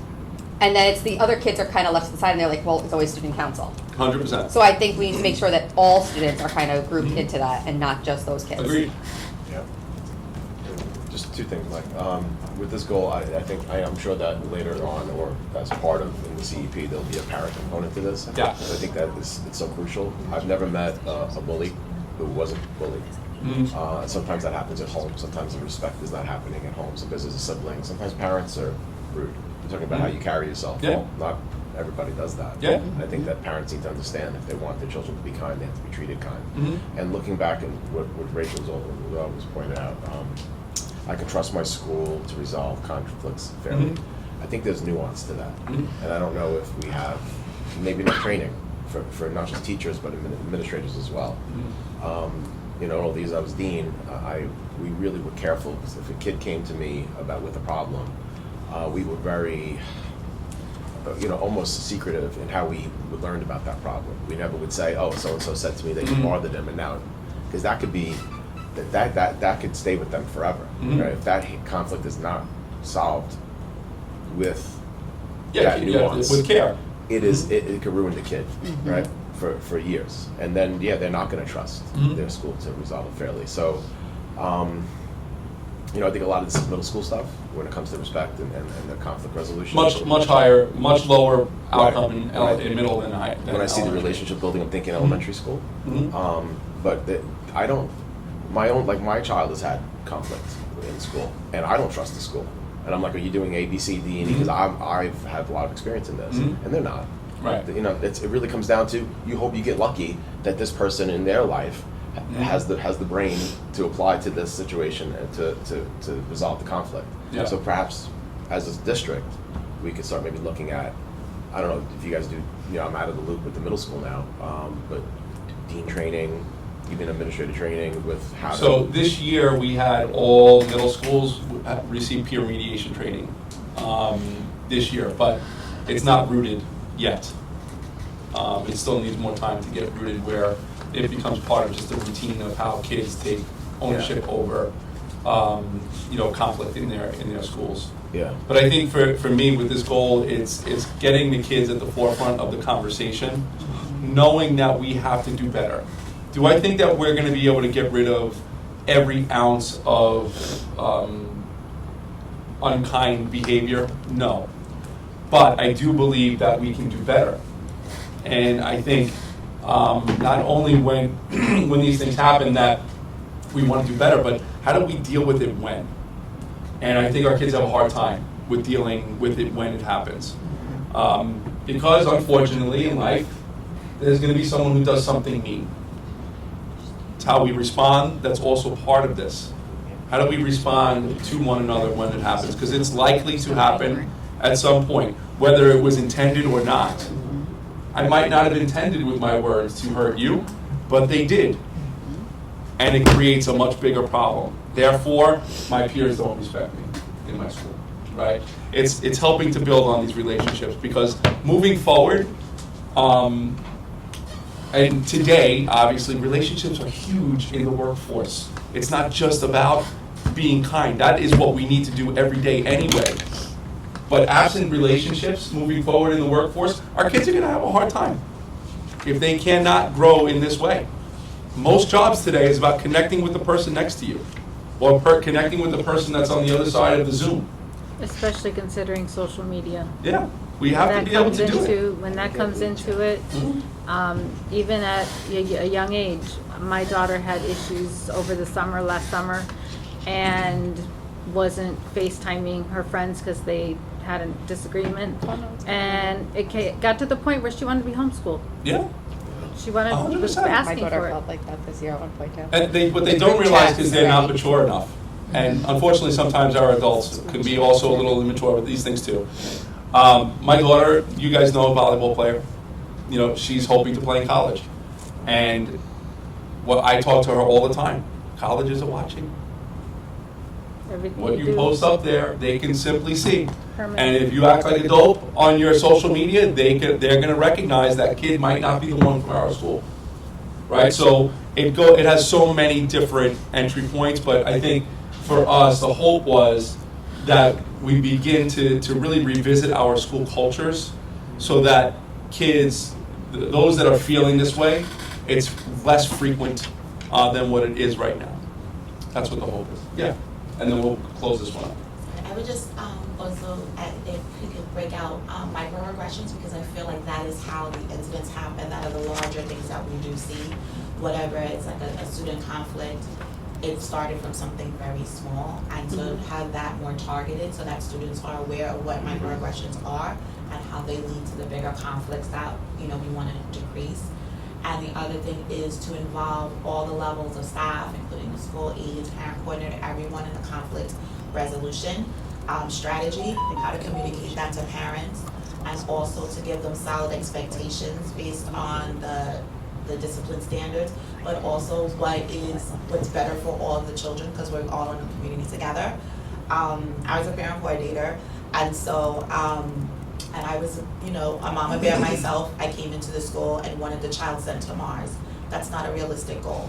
And to have parents understand that that is also a child who is also learning along with your child how to get along, to kind of set the stage for them all throughout the year, and not just in 1 or 2 workshops, but to continue that so when conflicts happen, because they will, what kind of expectations are they leveling against the school, and what types of reports are they putting in? I think that will decrease them reporting outside if they feel like they understand the other perspective of the child and can come to the school to make them aware, but also learn how to, I guess, deal with it with their children at home. This happened to you, I'm sorry that it happened to you. You know, this is what we can do for tomorrow, because it's gonna happen. It's gonna happen routinely, because we're all, you know, working together, and all of our students are working together. The other thing is that I think that this has a very huge impact on those subgroups that we spoke about during the other priority with students and their impact in learning how to read. They do have those blocks of reading and learning, but then they're also out in those other spaces where they may not feel confident to practice English. And I think that is definitely hindering their reading goals and their comprehension goals. They have that flat piece of paper with the words, they're not able to practice them to know what they mean outside, because when they get outside, they may have these microaggressions that make them timid, and then they don't want to speak. Love that. Mike, Yeah. I just want the DLT to know that the respect issue as a data point came up in every district across Queens North. It may be throughout the city, but I can tell you from my own experience, it's not as if your school environment is different or that you have a problem or anything like that. Across Queens North, in every single survey result in every district, it always came up as a data point. So it's probably a citywide issue, but it is a multiple, school environment issue throughout at least Queens North, not elsewhere. Yeah, thank you, Gus. But in general, guys, are we good with where we're going with this goal? I think a number of these things could be part of our actions that are listed below. But the goal itself of making it something that's kind of student-centered, does that make sense? Yes. Yeah. And we have to obviously work on a guide and how schools can implement this. But most of our schools are already doing things. It's just finding ways to make sure that our kids are more involved in it. Okay. So, apologies in advance, but we're probably going to be about 15 to 20 minutes behind. If you guys can manage that, that would be great. I just think it's important that we have a clear consensus on these goals and that we're good to go going into next year. The next one is math. Again, it talks about the things that we've already done as a district. Focus on math routines, focus on math discourse. In our schools, working through Plan, Do, Study, Act type of work. We have a couple of shout outs. We have 169 and 244 had the highest median growth across their school. PS 29 for grade 4, PS 24 for grade 5, PS MS 499 for grade 6, 189 grade 7, and MS 379 for grade 8. So a big shout out to them for those efforts across those grades. And like I said before, our schools did a great job of impacting learning this year. But like most years, miles to go. But really great work to this point. So the next 1, 2, 3, 4, 5. If you wouldn't mind taking the next 4 minutes to go through the next set of slides from 31 to 35, and anything that you're noticing inside of that.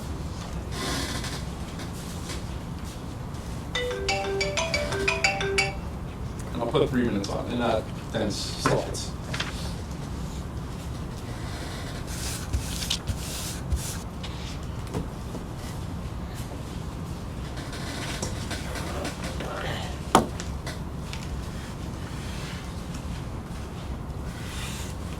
It's good stuff.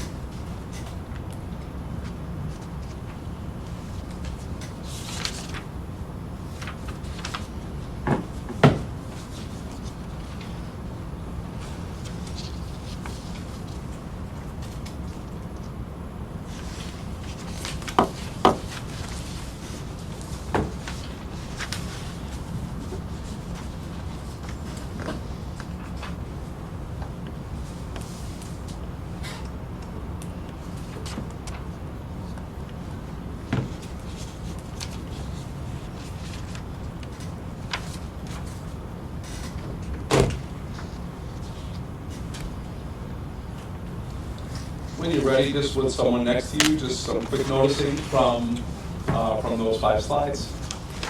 Does it say to you?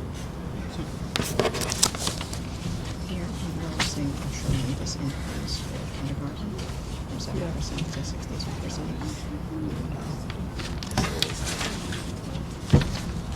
Grade 1 is a slight increase.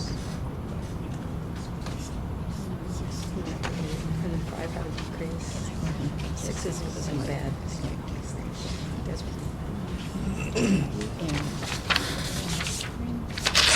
We've gone up each year to the honorable level. I'm noticing in grade 5, geometry is the weakest.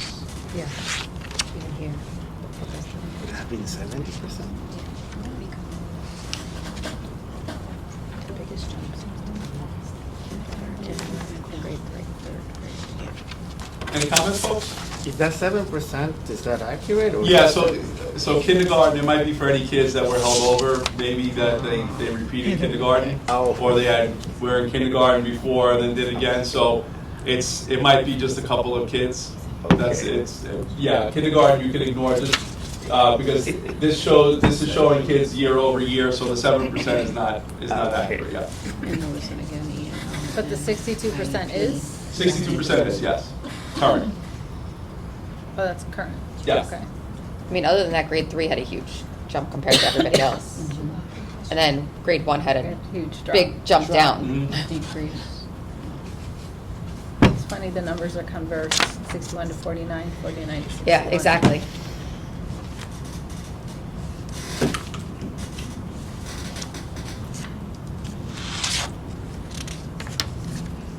Any other noticings? The geometry seems to be where all the groups Yeah. struggle the most. oh, then, sorry, not, in And grades 3 to 5 5. and 6 to 8. No measurements and data in 6 to 8. So, yeah. No. Yeah, and similar type of trend with our subgroups too, right? Yeah. Our all students groups tend to do all student, and then students that are kind of our general population, no multilingual learner or student with IEP status, tending to perform at higher rates than those particular subgroups. And interesting, one of the things that we've kind of noted when you look here from number sense and operations, algebraic thinking, as things get a little bit more abstract in math, the performance starts to decline, a bit. Geometry and measurement is, the thinking part of the mathematics is just different than some of those basic algorithmic type of math connectors in number sense and operations. Algebraic thinking starts to certainly get more into that space where they're recognizing patterns. But when we see things in those applications into other areas where spatially for some of our kids, and the one part of numbers and operations that's really, really hard for many of our learners is fractions. So when we start applying things to fractions and things of that nature, it's a difficult space for our learners. But when you look at that compared to other areas, so almost 60% of our kids are what we would call on grade level, and another 28% are one grade level below where they need to be, which means that we can strive towards getting upwards of upper 80% of our kids to grade level. So we're in a space where, like reading, where we have a bigger chunk of kids that are still in that multiple grade levels below. Math a little bit different, particularly for our multilingual learners, perform at a much higher rate. Math being much more universal than the English language, so we do see that evidence here also as well. Yeah, well, math is the language of the universe, but when you get into measurement data and you get into geometry, you're dealing with more vocabulary and more things to remember. Reading. Yeah, it's more reading. So. Yep. Language development needed inside of math also. But anything else that stood out to anyone?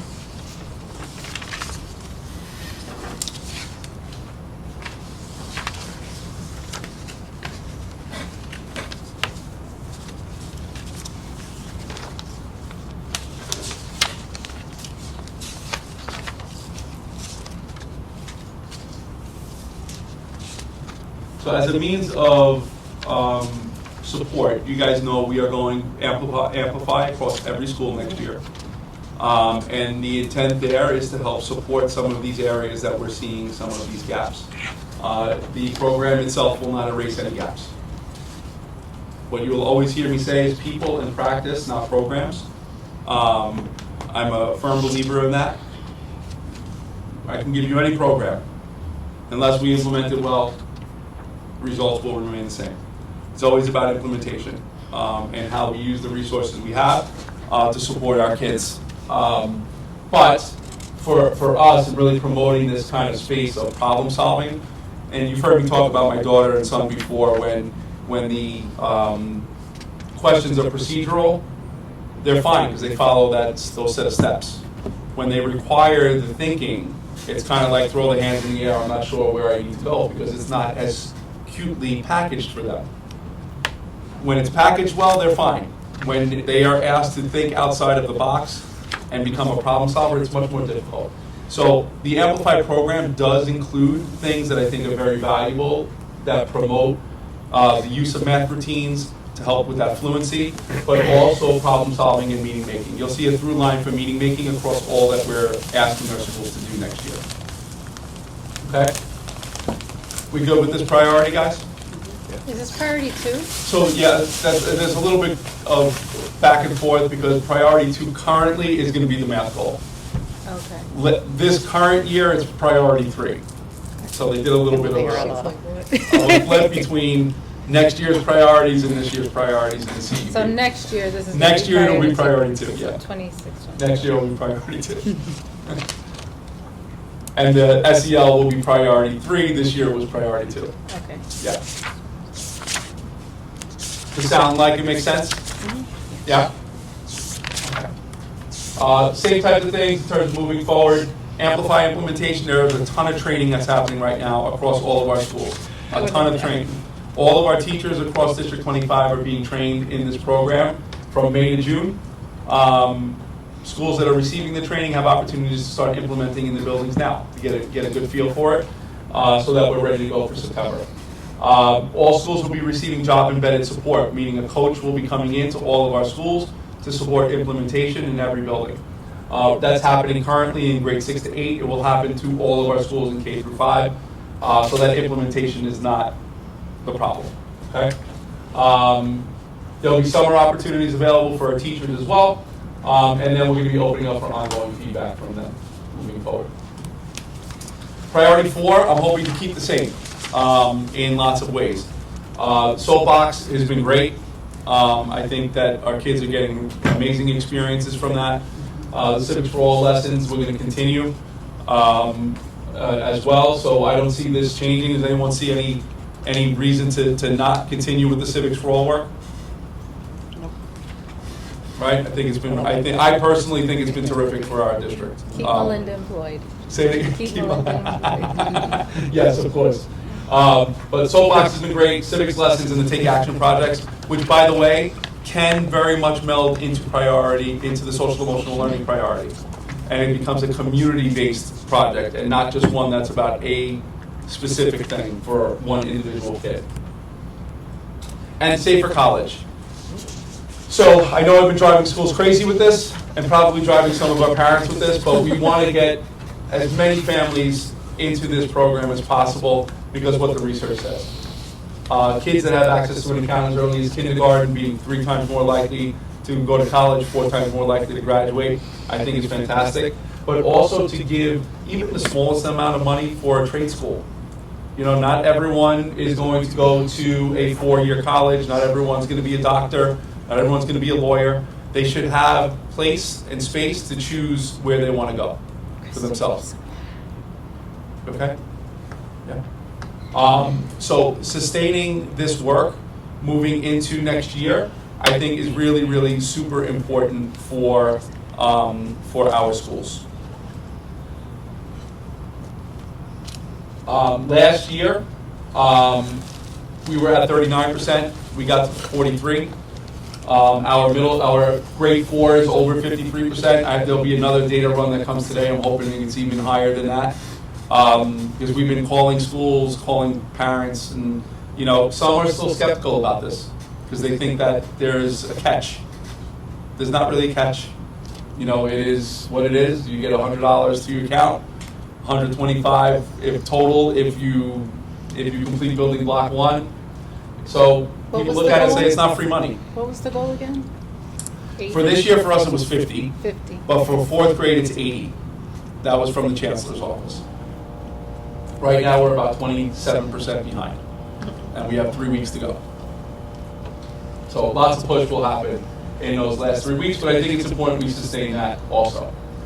And this one goal here that we've talked about, this is not solidified yet, but that we look to integrate some of the resources from into Passport Social Studies, from the Black Studies curriculum, from the Hidden Voices curriculum, which is AAPI, the work around our Latin families and so on, embedding some of those resources as the year goes on and getting started in 2 grades so that it's not across every grade level all at once, and do a little bit of learning through that. So we do have that goal, which would be unique to itself going into next year. But I think being culturally responsive inside of the things we do is really super important, and this is an entryway into doing that. Okay? Any thoughts on that? Make sense to embed those resources into our curriculum? Now, this one we have to do more work on, but I think it's a starting place for the work. And the last one, chronic absenteeism, guys. That goal, I think, is explanatory in of itself, but these numbers are not good. Everyone take a look at those numbers. And it's not good, and we're still amongst the top in New York City for attendance. We are amongst the best in New York City when it comes to attendance. We are currently at 94.1%. That leaves us third in New York City overall attendance, with 0.1 behind one district and 0.5 from another in New York City. So we have amongst the best attendance in New York City. It drives me crazy that we're not the best, because you guys know how I operate. Do Want to be the we best in ask who everything. those other two districts are? What's that? Do we ask who those districts So are? District 26 is the highest attendance rate I in New York knew City, it. Son of a and gun. District 20 currently is second. I am not surprised in about Brooklyn. 26. But we are still among the top in New York City, but these percentages of chronic absenteeism are not okay. 18% of our kids chronically absent, it yields exactly what it says, an 18 to 20% difference in performance. That's what the number says. That's not Mike saying it. I'm not making up those numbers. That's what it says. A 20% difference in performance for kids that are chronically absent versus those that are in school every day. And we have to do better on that. So more to follow with the goal, with this particular goal, and what else we can do. But for CEC, President's Council, DPAC, just that constant space of reminder and supports from our families. We're talking about it during our PTA meetings, our DPAC meetings, CEC. I know that you guys hear from me always and probably don't want to hear it anymore, but it's an important part of our work. That it is a collective responsibility. It's not just the school. The schools are trying to reach out, and but we have to come up with different ways, different pathways to help folks get their kids to school. Because if we don't change this for some of our kids, they are not going to meet the mark. If you are 5 years old, and I was talking about this about one particular kid, the child has missed 60 days of school as a kindergartner. Oh my God. And for not because they're unwell, not because of anything that you would say, oh my God, I understand. This is just child not coming to school. 60 days. How in the world is that child supposed to pick up the decoding skills necessary to become a reader? That's what I wonder, why? Right. What's going on at home? And there are lots of reasons. There's always reasons. Always going on there. reasons. And some of them are not so easy to help support. But that's the reality. If a kid is out like that in kindergarten, first grade, they're not going to make up the necessary foundational skill development to become really solid readers by the time they get to third grade. It's just not going to happen. So more to follow on this. We have a lot more work to do. Okay? And the last thing that I'm going to say, and I know I took up a lot of time today. We are a district that's identified as being part of a pilot. You know that that Mike gets to be identified to do lots of pilots. But this one is an important one.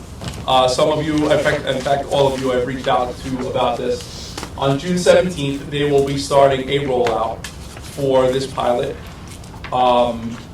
It will be made up of parent leaders, district leaders, principal leaders, teacher leaders from the district with the idea of solving a district-based problem. It's going to be very much associated with many of the members will be part of the DLT already, but it will also be in connection with some that are outside of the space. Always best to have some additional eyes on a problem to support improvement. Now, things like we have schools that are under-enrolled.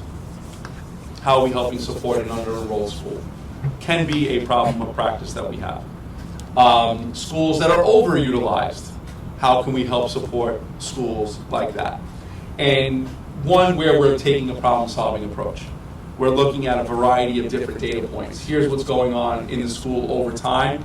Here are some ways that we can help support that as a district community. Would be the entry point for us. So most of you to this point have already told me that you'd be interested in being part of said team. I just ask that you keep June 17th open if you're available. Do you know the time frame on that yet? From 11 to 1, I believe, no, it will not be here. It will be at the central office, which I know might present a problem for some of us, which I get at Tweed. 52, yeah. At Tweed, 52 Chambers Street. Below my head. So for some of you, it may, you'll get an invitation on that from someone other than me. Just making the request that you're available, and I do understand that if it's not something that you can make, but if you could make it, I would love to see you there. Rob, the only thing I would need from you is 2 principals other than yourself that would be able to commit. I got him already.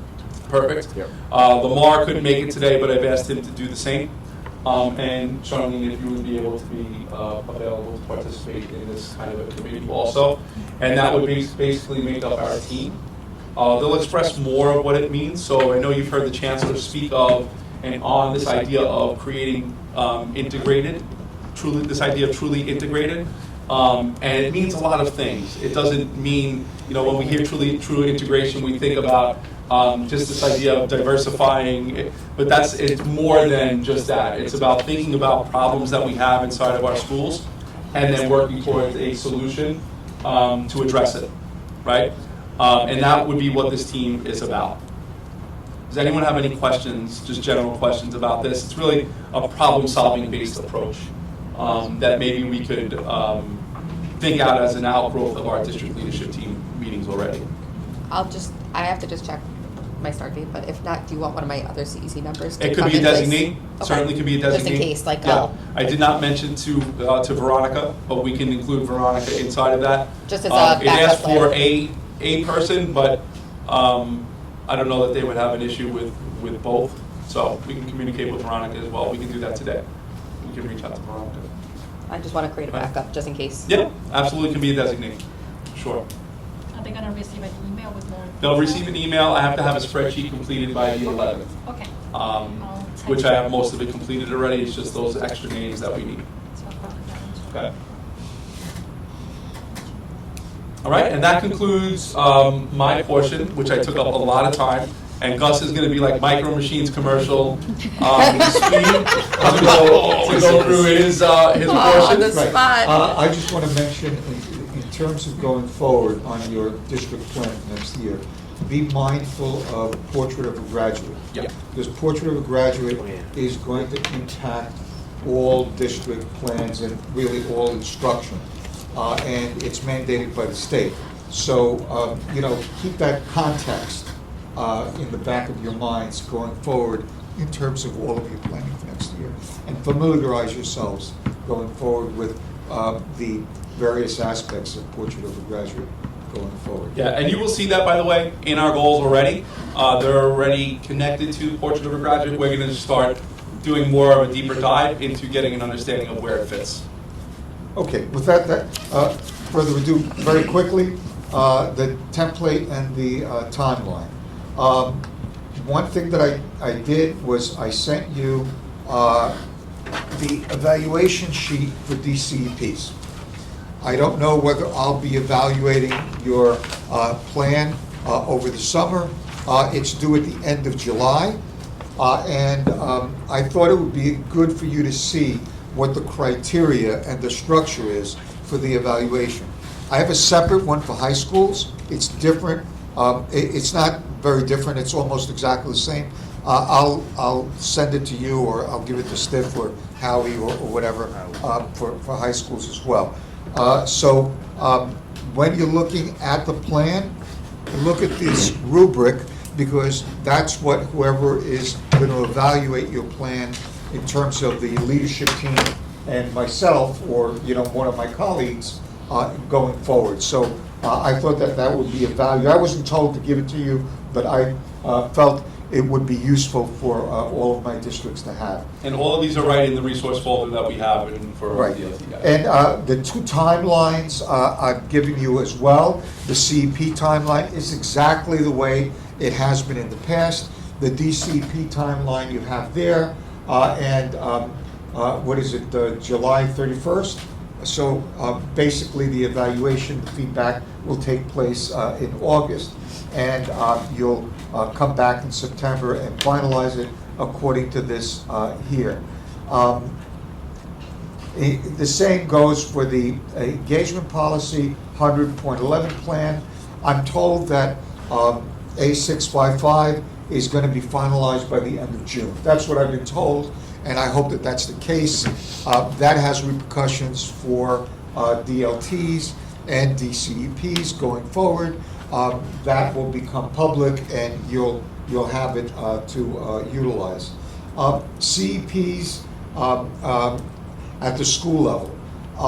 I did send out on progress monitoring tool schools that have lagged behind in terms of filling out those forms. You have to put in your SLT materials for April, May, and June, and the same goes for PACs and DPAC stuff. I'm putting in the DLT materials. Be mindful of that. One thing that's important for schools to realize, and please let your colleagues know, let the principals meetings.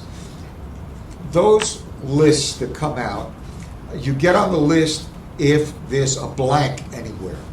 So sometimes schools are very, very conscientious about filling everything out, but they leave one blank because they didn't put an NA in it, and they come out and, on the list. And then what happens is they call Gus and they say, Gus, I did this, I know I did it, etc. And then what Gus has to do is he has to go through every single line of the blasted document and find where that blank is to tell them, well, this is the reason why you're on the list. They've been going back and forth, with schools, throughout Queens North with this. So that's why I'm a little sensitive to it. So please tell everybody to put that NA in. I don't like it. I tell the iPlan folks, why don't you come up with a system where, that's not a flag, but it's technology, that's the way it works. Or you can submit if there's And it's the same with the submission. I'm sure you'll do the alignment. You're always the first, or one of the first districts to meet all the guidelines, and I'm very proud of you for doing that. That's basically it, folks. Awesome. Thank you, Gus. All right, we're going to go through our constituent groups and high school soup report. Yes, if you would please go to queensnorthhs.org. I am also the web developer for Queens North High Schools. Queens and North so we have hs.org. So the two major announcements are we have a new the announcements? Yeah, those were the announcements. But you can go back, you can hit refresh or close it and reopen it. So we have a new 600 seat 9 through 12 high school in College Point. We're going to have a design session here on Wednesday, June 17 from 6 to 7:30. And during this interactive session, we will provide opportunities for participants to share ideas, offer feedback, and contribute to the design of the school's educational programs, culture, and overall student experience. We're also looking for teachers and a leader for this upcoming brand new high school it's going to be located, I don't know if you're familiar with the College Point area, where the old St. Agnes used to be located. So the application is also on our website. So the next announcement is we're hiring teachers. We're having our hiring fair. It's going to be at Queens College. Easy to register, just scan the QR code or click on that link. And that's it for me from high school updates. How has the registration been for the high school? I don't know. I have to meet with Kelda this week. No, not for the school. For the design meeting? For the design meeting? Oh, I have to check. Let me see. Because I blasted it out. Oh, thank you. Yeah, no, I definitely saw it come over. Oh, yeah, probably. You should have a lot. I should. We're excited about that. Okay, and then that's all for me. Thank you. Thank you, Eduardo. We did host a town hall meeting a week or two ago. Yes. And We had a nice turnout, a lot of good feedback from kids and from parents. Did they seem This is the next excited for stage. it? And also on our website, we are highlighting schools. If you scroll down, I call it School Spotlight. The next school to be highlighted will be Flushing High School. There will be a ribbon cutting ceremony this Friday for a pre-nursing program at Flushing High School. So we're very excited for that program coming to our district. Love it. That's awesome. Yeah. All right, thank you, Eduardo. Okay, President's Council report, anything? Victoria? We have our meeting coming up next Monday, the 15th, and we will be holding our elections for the 2026-2027 board. We're all looking at JS? Are you staying? Unfortunately, we did not meet quorum at our May meeting, so we're having elections at our June meeting, which is on the 17th. Oh, So I will not be eligible to run for, yeah. What? Let's break the rules. So come September, we have to run again, have elections again. we're gonna have an expedited one. Wait, So what do you mean? What? She's not Her school eligible. hasn't done elections yet. I'm not president. She's not president for next yet. year. Can't run. No! Oh, we have to fix this right now. Immediate election right this second. Can you change the Yeah. date? Call them up. Call Cindy. We need She to just fix spoke this to right her. now. Can you change the date of the elections for, can Don't you call change Michelle. the date for the elections on the 15th? So they can give time for her. We're all Rachel, grateful. oh my- Here's the we need like- this is question. Do you want emergency. it again? Rachel, We have an emergency meeting that That's has to the real happen right question. now. If you don't meet quorum, it's just 5 days. But you can Wait, have but another- here's the real question: is if she wants it again. Oh, I know. I'm Because we completely have to go strong down that arming route Rachel right again. now. Complete strong arming. Change it. And I have You no don't want problem it this saying it year. out loud. Change Just it take to that off 15th. minutes. I have no problem saying that out. We're not giving you a choice. Off the record. Strong arming Rachel. Yes, you must. That's like with me when I'm in between two districts and you're like, you're staying with Yes, 25. 100%. Oh my goodness. All right, I have a little bit of heart failure going on.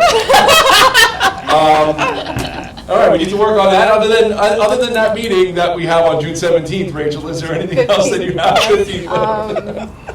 No, that's, I don't think we have any guest speakers for the 15th, which just the elections, which Okay. Crystal has graciously offered to help us with. Yeah, Crystal.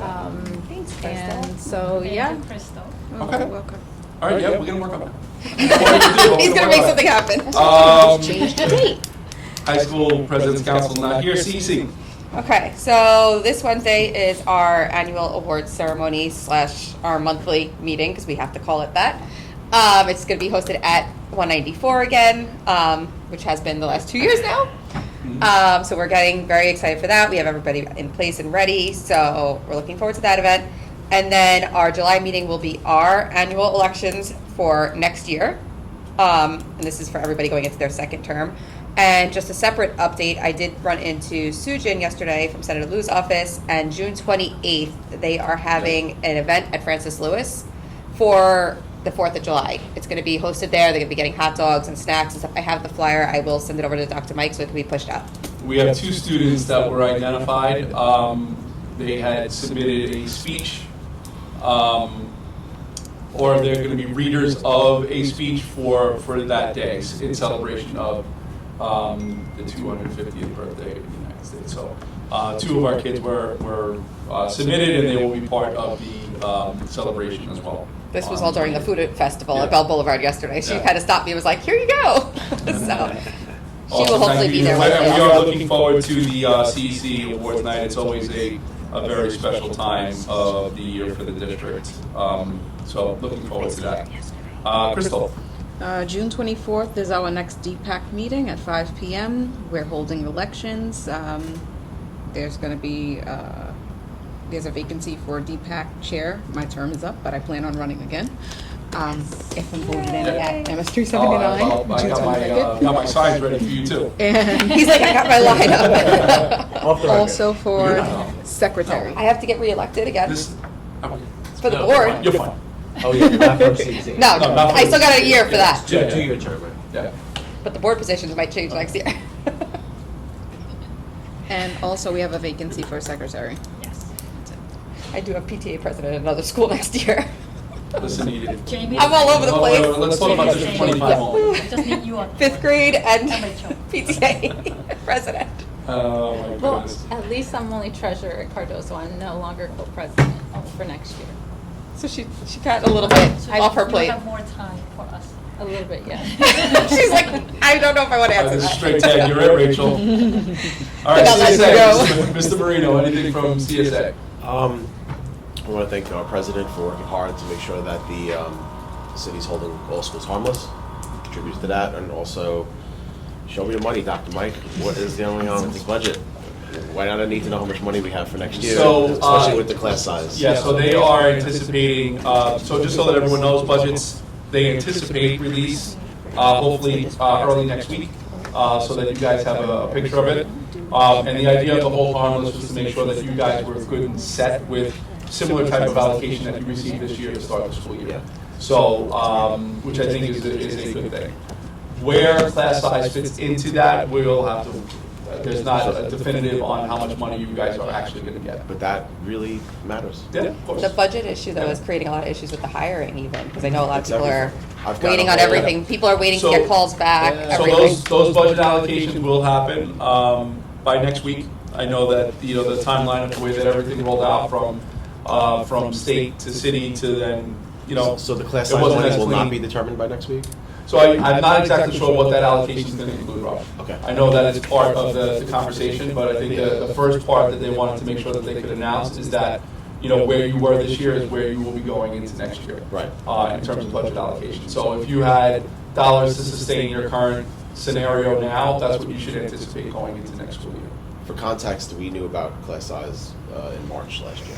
We went down to big press conference. It was great. And this year it's like, Yeah. we'll get to it. Yeah.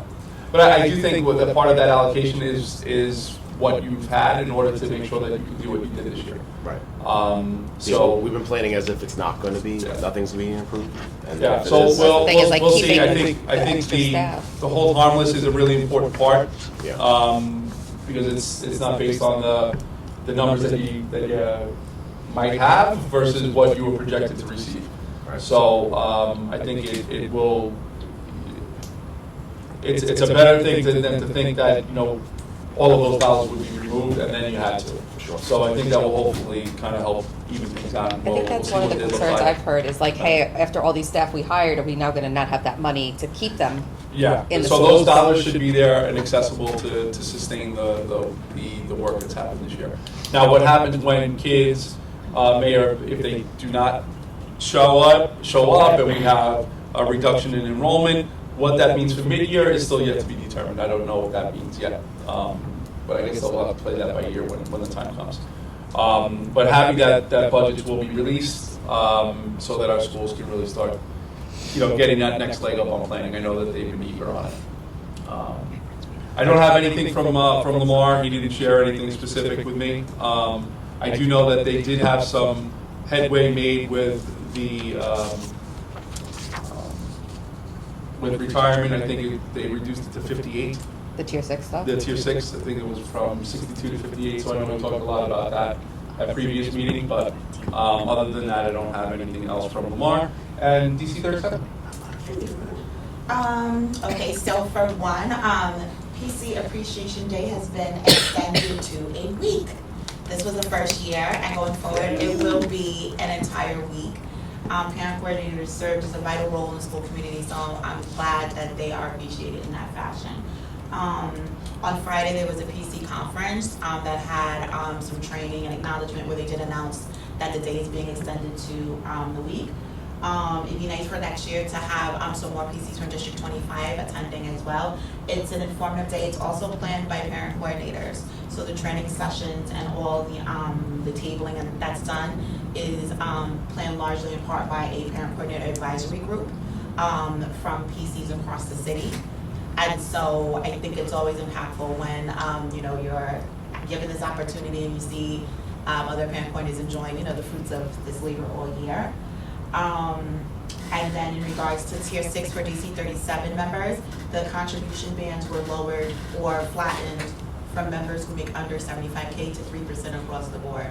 And so I'm putting out in the atmosphere, when our contracts for the economics are renewed and we get our money, it will not go into the pension because it actually wouldn't have increased our checks at the annual due.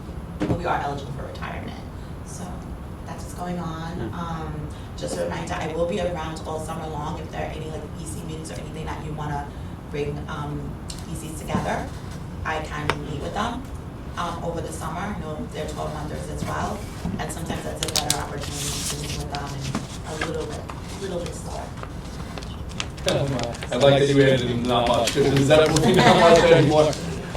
So these things aren't necessarily reflective of us. We don't have any 2K in the district. We do have, just so that everyone knows, there's an additional center that is opening in College Point for us. There are 2 3K programs that will be going in there as well as a pre-K. So there is a little bit of an expansion to our early childhood program in the College Point. I think it's off of 20th Avenue. I always get Lewis, 20th Avenue?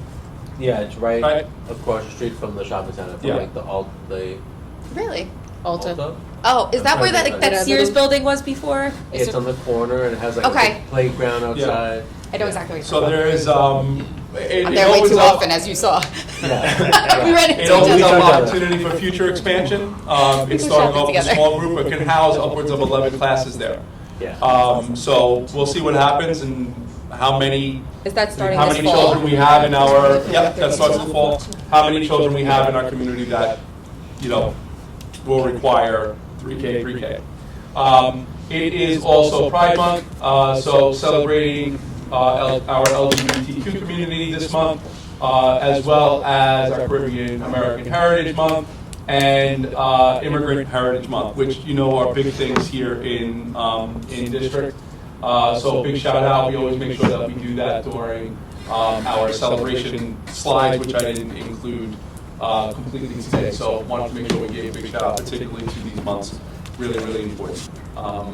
But that brings us to a close for our meeting. We have consensus on bringing it to closure. Yes? Guys, You got thank it. you so much for all that you do. This is an amazing, amazing school year, and looking forward to working with all of you in July. He's looking at in this direction. The current meeting for July is scheduled for July the 13th. Is that? But I am going to ask if it's okay if we switch it to July the 20th, because I am not going to be here on the 13th. So I was reading your mind. I was like, wait, aren't you not here? July 20th is the date that I'd like to switch that to. Sounds if we good. could. And I'll have had our elections by then too. Yeah. It might not be me. I don't You know. got it. It's in the bag, as long as you want it. You got it. Confident in all of you. I don't know. All right, Steven might so jump in front of me. We will put that into, oh, does he want it? I don't know. Really? You never know. He's been very vocal this year. I mean, I'd like to keep it for my last. Listen, you Year. guys are all still part of the team, so whatever. I mean, we will work be. together. Yeah. I don't try to like take something away from them. Lewis, when we go into Target again? Going now. All right, guys, enjoy the rest of the day. Alrighty. Thank you so much. I appreciate you. Great year. And thank you, Chris, for the breakfast. Thank you all for having me. We've I made it really to- appreciate it. I know.